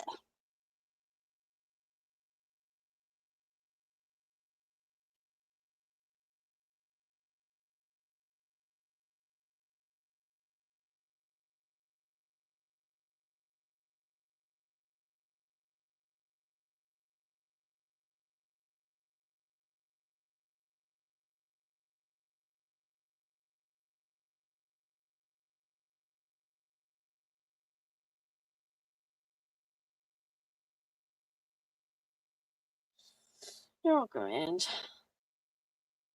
All right. You ready to go through this one? Yep, let's do it. Go, girl. Thank you for y'all's patience. Here we go. Ooh. Listen to this. All right. Council, I know we discussed the issues here. I don't know if you would want to say anything else for the record in regards to your request. If I might, very briefly, Your Honor. Again, as I indicated to the court on the record at sidebar and to Ms. Sprague and Ms. Buckingham and Mr. Reddington, thank you, first of all, Judge, for the opportunity to be heard. As everyone is aware, I'm not here as a lawyer representing the Commonwealth, neither am I here as a lawyer in any way representing the defendant. And on behalf of Patrick Clancy, the father of the three child victims in this case, he recognizes, and I recognize on his behalf, that he has no authority, no standing, and no intention of suggesting to this court or to the attorneys how to try their case, how to conduct direct or cross-examination, and perhaps most importantly, what evidence or exhibits should be introduced during the trial. Mr. Clancy, respectfully, Judge, is not seeking to close the courtroom at any time during the trial. Mr. Clancy is not seeking to address the admissibility of any evidence or to exclude any evidence from the jury. And he's not in any way seeking to prejudice the Commonwealth or the defendant in any way.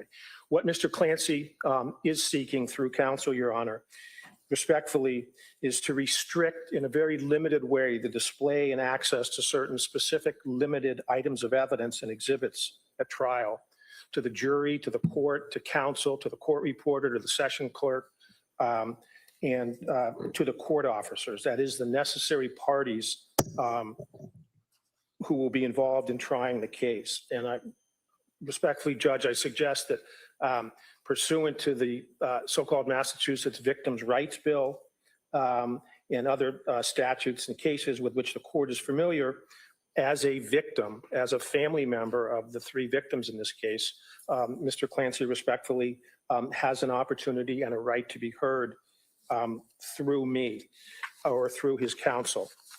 I suggest to the court that certain items of physical evidence or certain exhibits ought be restricted from dissemination and distribution, quite frankly, locally, nationally, and internationally.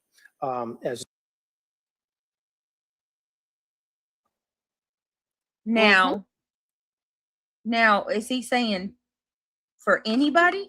Because I mean, yes, he said locally, nationally, and internationally. I mean, at some point, the jurors need to see these things, though, to make a fair and balanced decision. Keep going.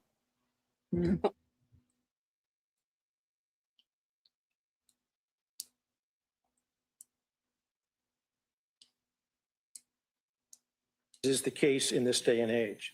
And for purposes of this hearing, respectfully, Judge, I would ask the court and I would ask that the record reflect that the recording of the so-called 911 call allegedly made by Mr. Clancy be marked or be included as an exhibit for purposes of this particular request.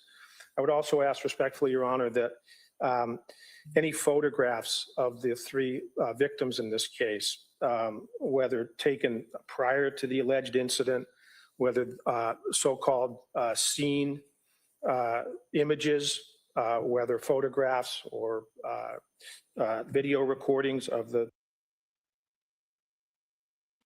Oh, well, Yeah, it'll be the jury and the judge. Yes, it won't be. then I'm anybody okay else. with that. I It won't be understand that. anybody else. But the phone call, Now, he wants the phone call to be. I'm not sure why about the phone call, but I definitely could understand why about the children, you know? Yeah.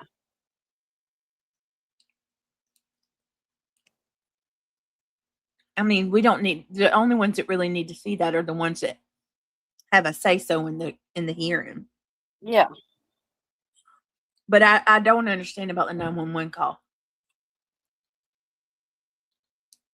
Three victims, or any so-called autopsy-related photographs of the victims be marked for purposes of this hearing.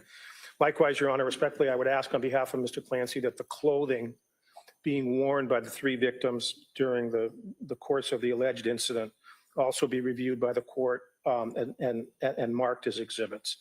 And lastly, Your Honor, respectfully, given the background that I summarized for the court and counsel on the record at sidebar, I would ask that the material that I have submitted to Your Honor from Patrick Clancy and correspondence that I've shared with both the prosecution and the defense and the court and have submitted to your clerk be also marked as an exhibit, and that it be subject to the motion to impound, which I have filed on behalf of Mr. Clancy, given the nature of that correspondence. In short, Your Honor, I am asking that based on the law, based on Your Honor's ability under the rules of impoundment, and specifically the rule as I understand it on behalf of Mr. Clancy and is cited by Your Honor in your initial order, which I believe is docket number 111, entitled Order Pursuant to Supreme Judicial Court Rule 119, that Your Honor does have the discretion to limit certain recording and certain transmitting of proceedings during the course of a trial. And specifically, as Your Honor knows, that rule, Supreme Judicial Court Rule 119, entitled Electronic Act. Mm-hmm. I'm not trying to be rude, but damn, dude, spit it out. You know? Yeah. And here's more ums and ahs. It's word salad from the attorneys. I wonder if he got nervous. They're good at that, though. Mm-hmm. See, this is why I could never be any type of court official of any sort, because I've already forgot what he's asking for because I'm so distracted by all the word salad.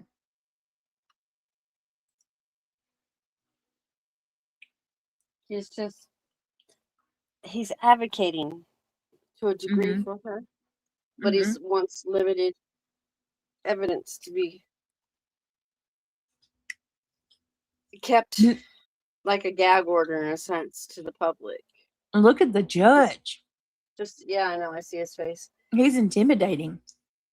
Yeah. Ooh. I see his face. Access by the news media to court proceedings states in one part that a judge may limit or temporarily suspend such access by the news media if it appears that such coverage will create a substantial likelihood of harm to any person or other serious harmful consequence.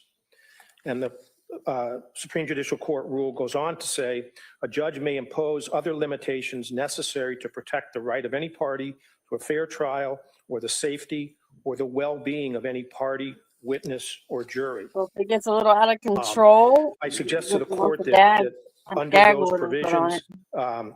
upon reviewing each of those four different categories of potential evidence and the correspondence from Mr. Clancy, that certain limiting rules should be adopted by the court and imposed on the media in this case. Lastly, Judge, I refer the court respectfully to two specific cases in the Commonwealth, which respectfully did not rise to the level of the extraordinary nature and facts in this case. One of which, Judge, was a case involving the alleged sexual assault of a young child, which was tried in Middlesex County several years ago.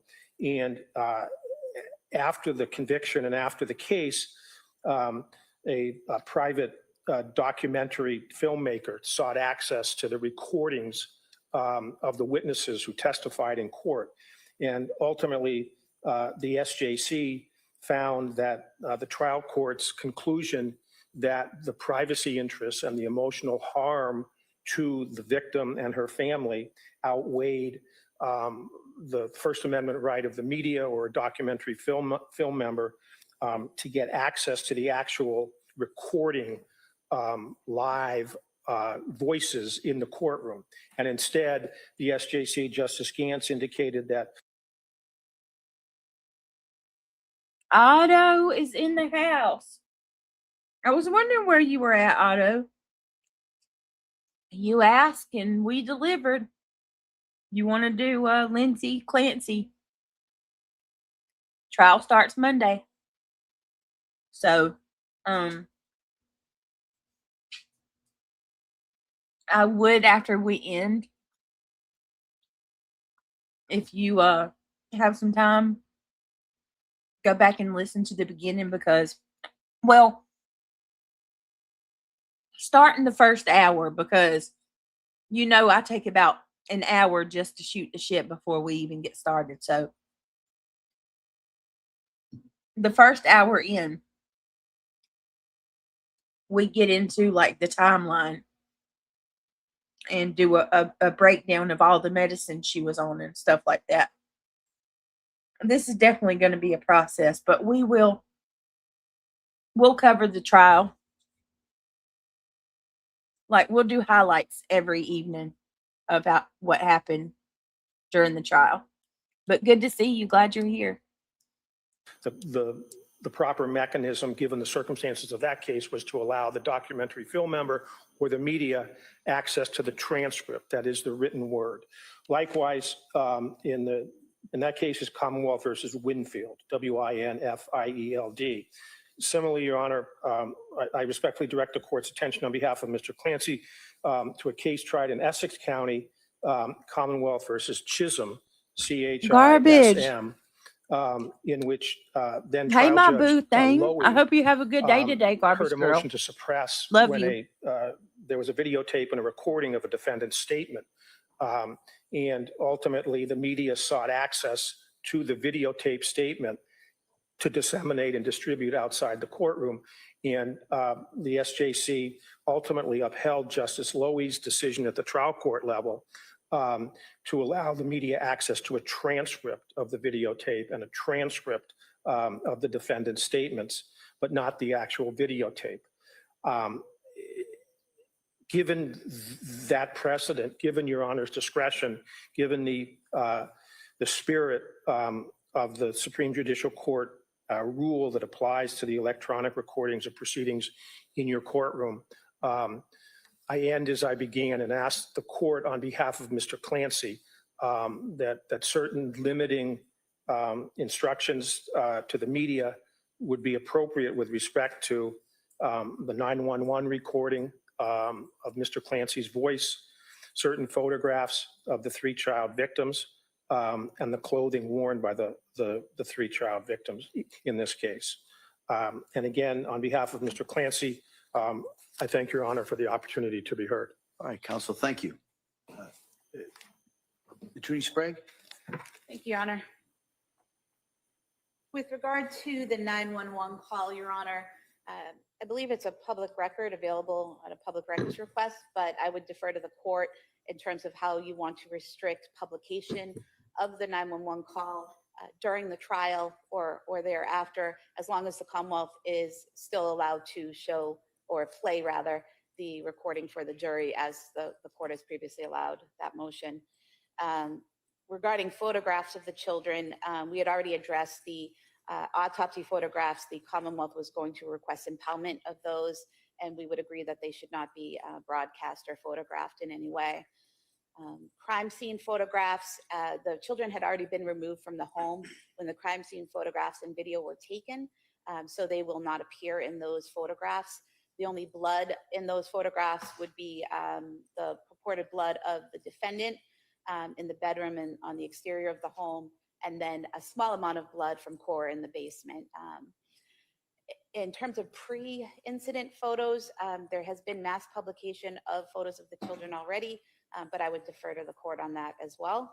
And regarding the clothing of the victims in this case, the clothing would be a shirt and pants that Dawson was wearing, pajamas and a bathrobe that Cora was wearing. There's a small amount of bodily fluid on the pajamas, and then pajamas that Callan was wearing.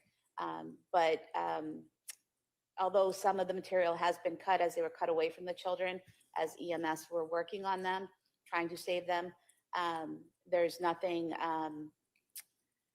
about the clothing that I think would suggest the need for restriction of publication of those items. So that's the Commonwealth's opinion. All right, Counsel, thank you. Attorney Reddington? Let's call a spade, Judge. I have been in this court every time we've had pretrial hearing indicating to the court that the circumstances of the death is not in dispute. The circumstances of this horrific act are not in dispute. Repeatedly, the government has argued that they have a right to try their case, to present their evidence. Sure they do. But, you know, even though we're in a court, let's talk a little bit about humanity. Let's talk a little bit about how we should try this case. I have indicated repeatedly that we stipulate to every piece of evidence that they want. I have respectfully objected to you with the introduction of this stuff going into the trial. I understand your ruling, and quite frankly, it makes sense. You're trying a case. What I can't fathom is the district attorney's intent to put a circus in front of this jury that's calculated to just inflame the passions of the jury, repeatedly placing in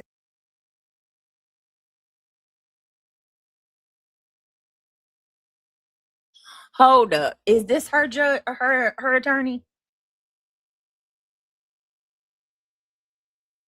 It's not a circus. Where'd you go, reality? Good Lord, you dropped off again? I can't take you nowhere. Here, let me drop your link. This man, I'm already going to go ahead and tell you now, Otto, whoever else is going to be like knee deep in this case, I'm not going to like this man already. I'm telling you already. We will be coming up with a nickname for him rather fast, probably. Because what that prosecutor just said, she was reasonable, and I think that she was she was reasonable, and I think she was being very courteous about the father's wishes. She said that they don't want to show any pictures of the kids.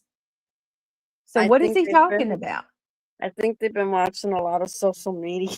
I think this guy, like, he's trying to get ahead of it, and he's calling it the circus, though. I think he wrote his argument out before he heard the prosecutors.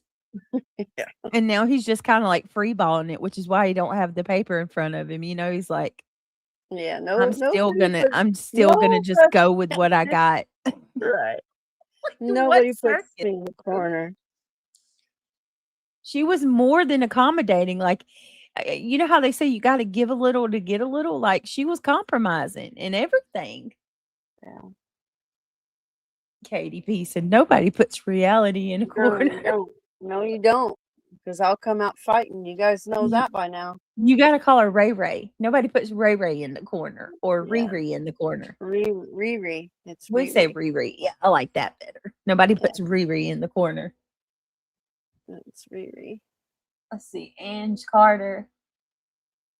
This dude is something else, y'all. Oh, my Lord. He's not done yet.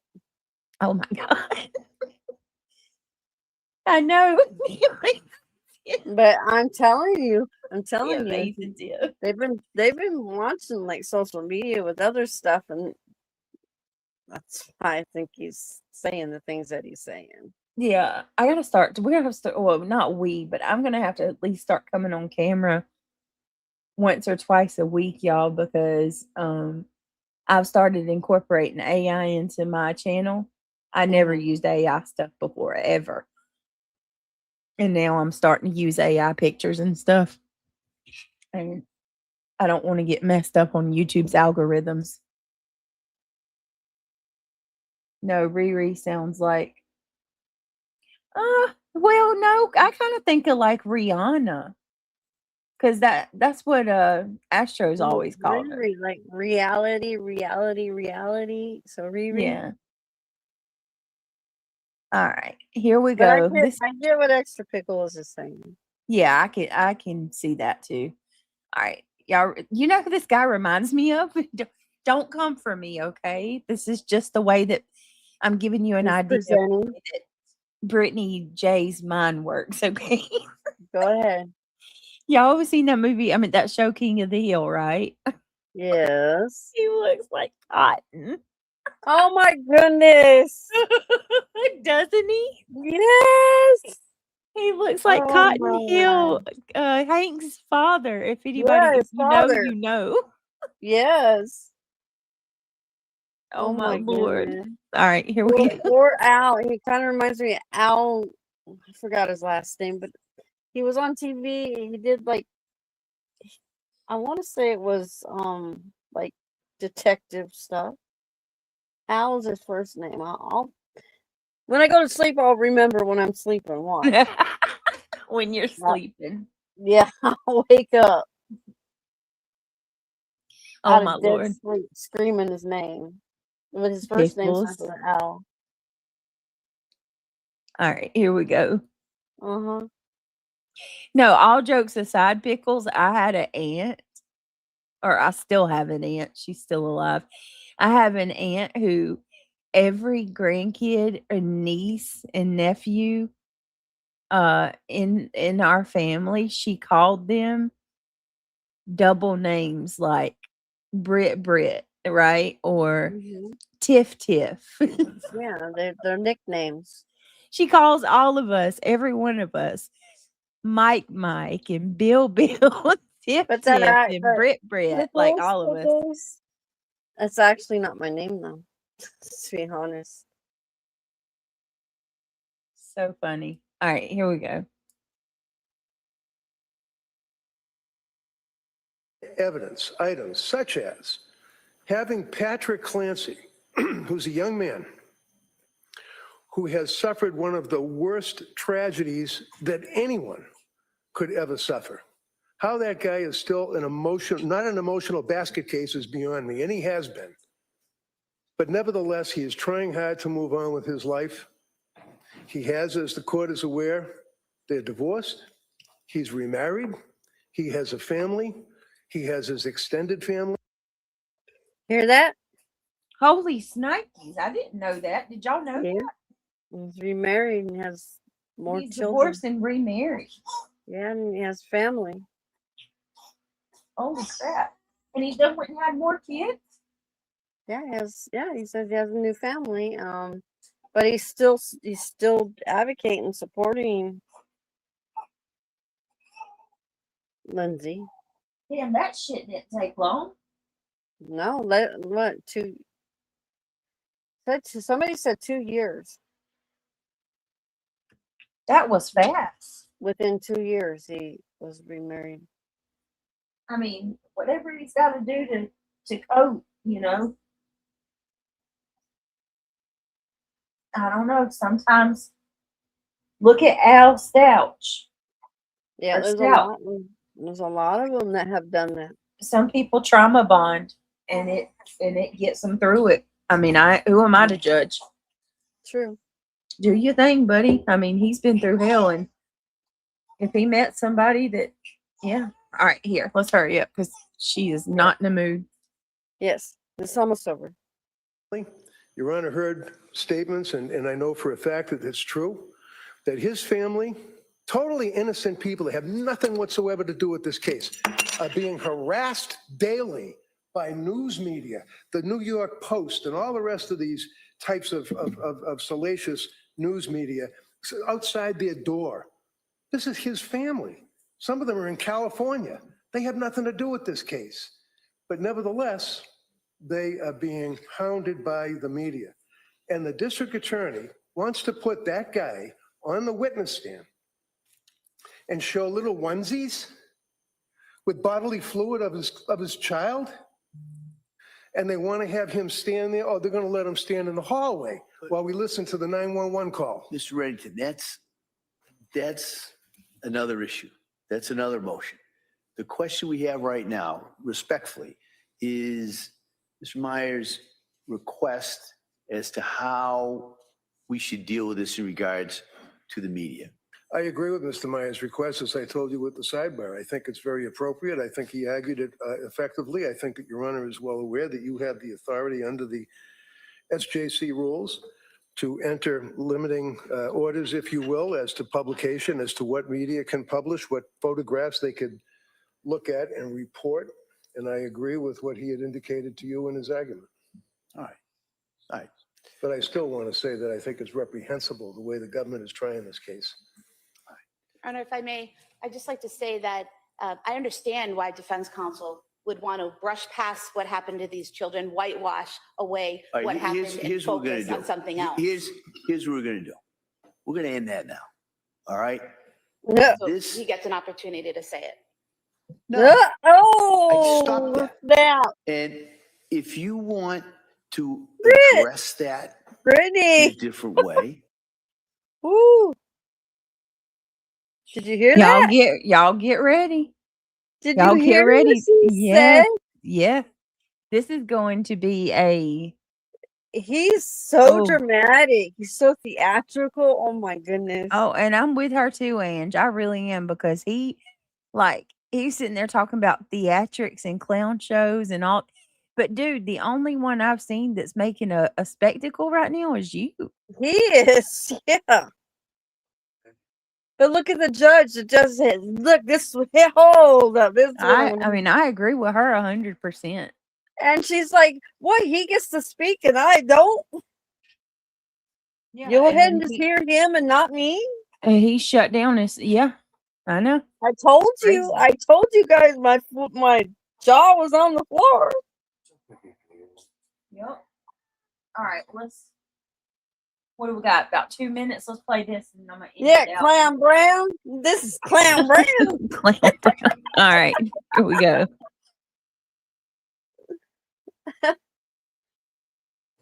then we've got another motion in about 5 minutes that we're going to probably be talking about that. So let's talk about that then. This is I let council go and think it was going to wrap back up, and I didn't see that it was going to wrap back up in regards to the request. So that's why I stopped it. All right? This is not accomplishing anything in regards to the question of access to these 4 pieces of evidence. So I've got everybody's position. I've heard the arguments from counsel. What I'm going to do is I'm going to take it under advisement. And then what I'm going to do is issue an order probably tomorrow morning. And parties know I've listened to the tape, that 911 tape. I have looked at the autopsy photographs. I have looked at a crime scene video, which I imagine is where the crime scene pictures will come from. And so I'm familiar with the universe of the evidence that we're dealing with right now. I want to take tonight, go over the arguments from parts. That's why I'm stopped a little bit, everybody. I just want everybody focusing on that issue. So I'm going to take this matter, the request of Mr. Clancy under advisement, and I will be issuing an order in regards to that request sometime tomorrow morning. All right. A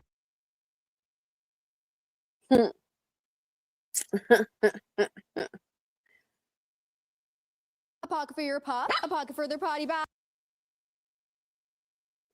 Wow. This is gonna be interesting. I'll tell you that. Are you muted, Britt?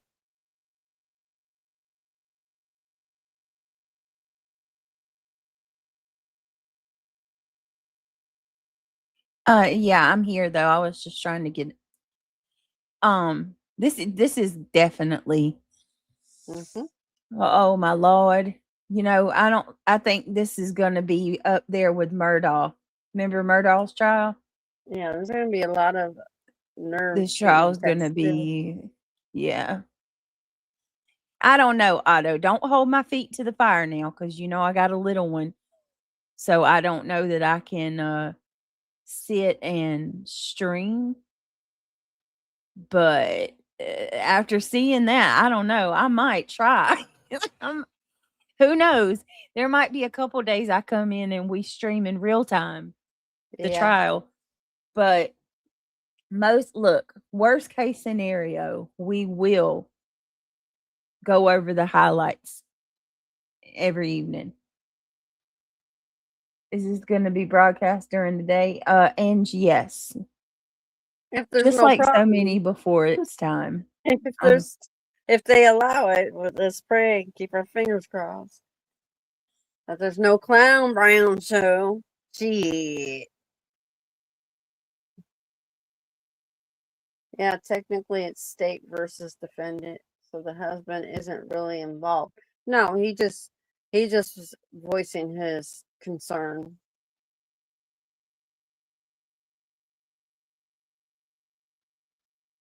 But he still advocates for her, so there's that too.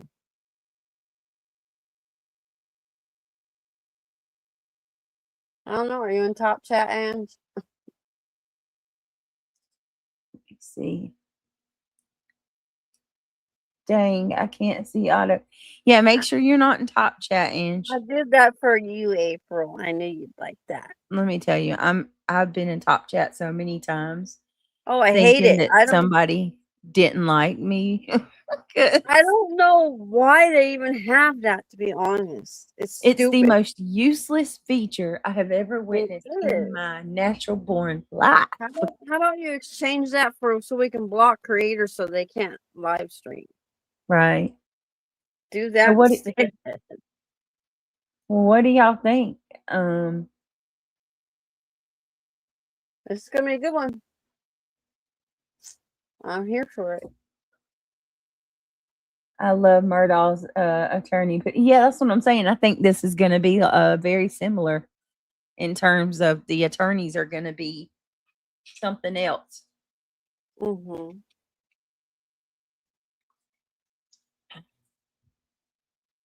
Yeah, these seem to be a little feisty. Technically, it's the state versus the defendant, so.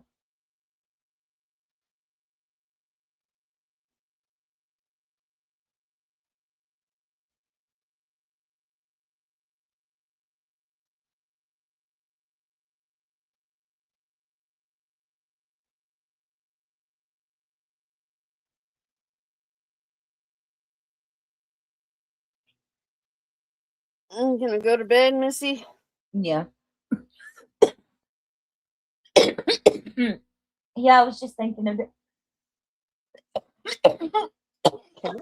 Excuse me, my drink went down the wrong pipe. Now I'm sneezing and coughing at the same damn time. Pat your chest. Pat your chest. Yeah, I Uh, mean, is that what y'all? Is that the path y'all want to go? Y'all wanting to cover Yeah. this? I mean, until the trial starts, we still can do some of the cider. Yeah, we're still going to be, and even when the trial starts, we're still going to be doing other stuff too. We're just gonna, you know what I mean? Like, be covering a lot of that. I'm going to be doing some shorts too. Like, I'm going to try to start. I'm going to try to start taking shorts from our lives and uploading them. You know, like little highlights and stuff. Little clips Yeah. of them. Yeah, that'd be good.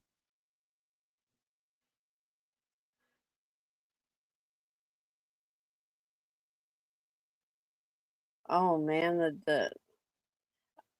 I did some more of the David. Oh, did you? He's a sick, excuse my French, sick bastard. Mm. Thought he was gonna get away with it. Yeah, he did. Okay.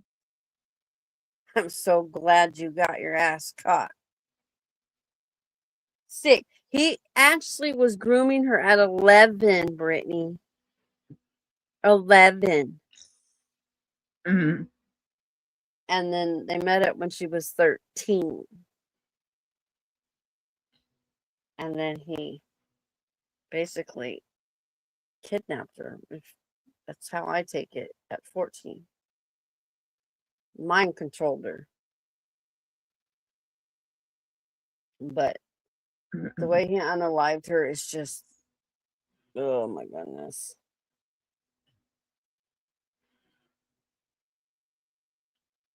Me too, April. I really want to hear what the doctors have to say too. That'll be very interesting. All right. You can go get some rest, girlfriend. Yeah. I appreciate y'all. I appreciate you. Don't forget to It's text me explained or that you send me a do message. Oh, I am. Yeah, I got to tell you about today. Yeah, you're going to send me a message. All right. Good night, everybody. Y'all be good. Be the change you want to see. There you go. I was about to say it. Go ahead, say it. Go for it. No, I was gonna steal it. I was gonna rob you of your thunder, but you got it. Go say it. I don't care you rob my thunder. You want to see, bitches? Right. There you go. All right. No, seriously. Yeah, for real. We all could take heed to that. Love you guys. Yeah. Be kind. Do something good. Yes, for the love of God. You know, can I say something real quick before you go? We haven't fully escaped the drama. No. But I would say that we have tried to like kind of veer off another direction a little bit, right? And I got to tell y'all, just in the little bit of time that we've pulled back from like being in the middle of it, like I'm not keeping up with, I mean, I'm keeping up with some of it, don't get me wrong, but like I've had a lot of appointments and stuff the last week or so. So we've had a lot of stuff going on where I couldn't if I wanted to. Right. And then you actually watch a little bit of it, pull back from that shit and then go back and watch it and tell me if you don't feel like it's worse and crazier than it was. Like, I'm starting to realize like this shit was so stupid. Why would you just like it's so stupid. All day you just go, every day you just wake up and fight for no reason. Every day, redundant, over and over, just a different ones thrown in there. Yeah. And then it's back and forth, back and forth. Like I saw a clip where we're over here talking about I think we were talking about my kid. I'm pretty sure. I don't even remember what it was. It was something about my personal life though. And there goes, you know, so and so over there streaming like correcting every detail of everything we say, even the little shit reality. If you say it's hot, they tell us it's cold. It's crazy. They can kick rocks. You don't like it, you don't have to watch. That's it, plain and simple. If we get on your nerves that bad, don't watch this.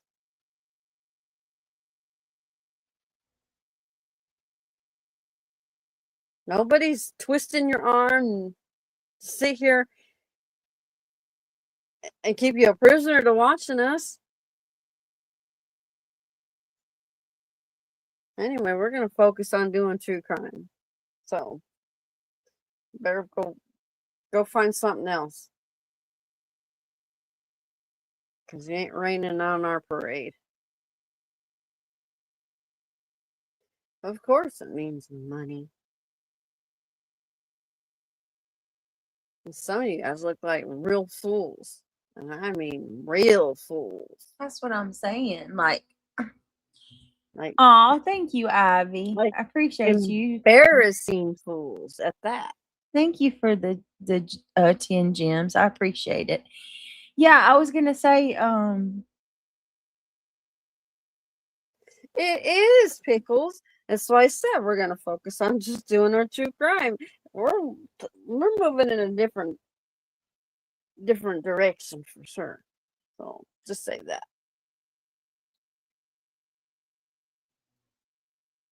I'm talking about Indie girl. Yeah, she's got to go to bed. yeah. Well, hold on a second. Where did Well, that's good, Sparkleberry. Go back to school. Yeah. Never too late. I was cooking today, man. We were cooking all kinds of stuff. What'd you I cook? have some crock pot beans up there Ooh, going. yes, those are the best. My granddaughter, she won't leave me Man, alone those are about the it, best. so I had to make them. And then we What made kind? homemade. We made tomato soup from scratch. We're doing cornbread. We did sourdough bread.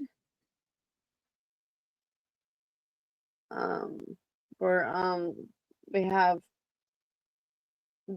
a vinegar. I don't know what flavor it is, but we're doing all of our stuff from scratch.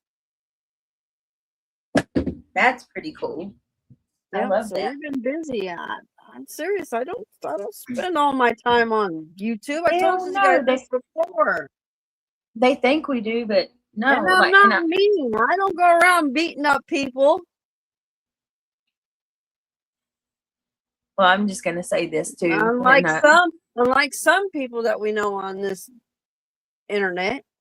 Well, I'm gonna say this, and then I'm gonna not address it anymore. I was told that Nonsense had sent a warning to me that she could go back and do the same thing she did to me 2 years ago. Why? I'm not sure. Like what like if you actually look at the history of her, like I never did anything. I didn't even know the chick. She started coming at me. Move on. Just go and continue doing what you're doing. It's done and over with. Don't beat a dead dog. Yeah, chica, I'm not coming for you. Like you. No, we don't want nothing to do with you guys.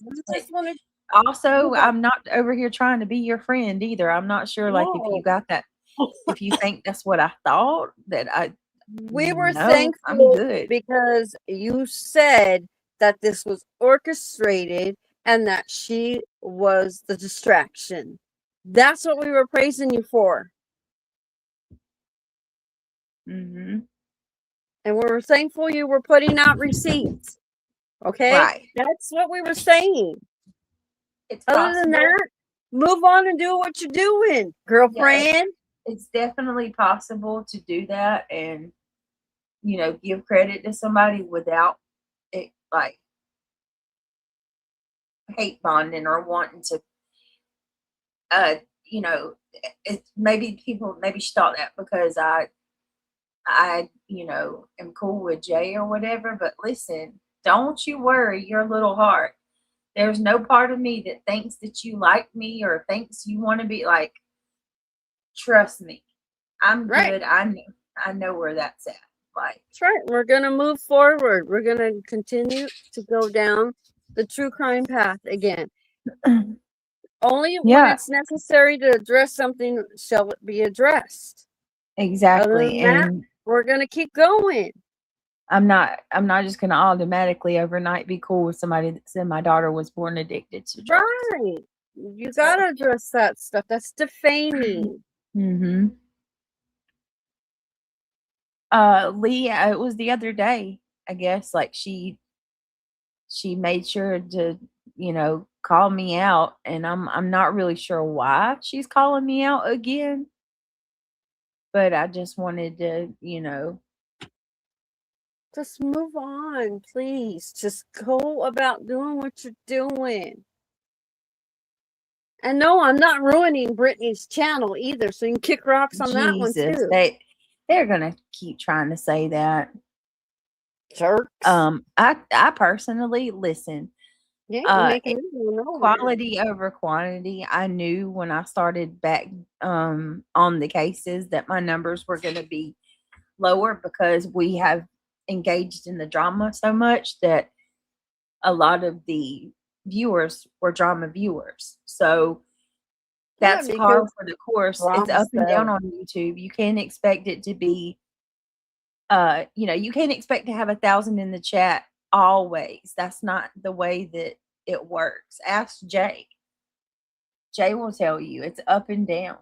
But I'm just gonna rebuild. I'm cool with that. My numbers aren't even that bad anyway. We're still averaging about 4,000 per video. I'll take that. That's good. That's not bad for, but you know what I mean? We'll rebuild. We'll get there. Yep. I'll be back to where I was before. Positive mental attitude. You got it. You got this. I don't know, Ivy, but like I said, we're just going to forge forward and do our best to stay focused on doing the true crime. I mean, we're going to be busy. We got a lot coming up, so. Yes, we do. No shortage of stuff to do. So, and I appreciate all of you guys. I do. It means a lot. Thank you all for being here. We appreciate it for sure. So with that being said, good night, everybody. You sleep well. Love you, Britt. Be the change you want to see. There you go. I did it. You got it. All right, guys. We love y'all. You text me when you can. I will. Good night. Good night, everybody. Love you, girl. Thank you for everything. Love you too. All right. Talk to y'all tomorrow. Bye, guys.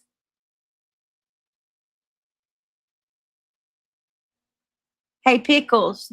I'm going to message you too, boo.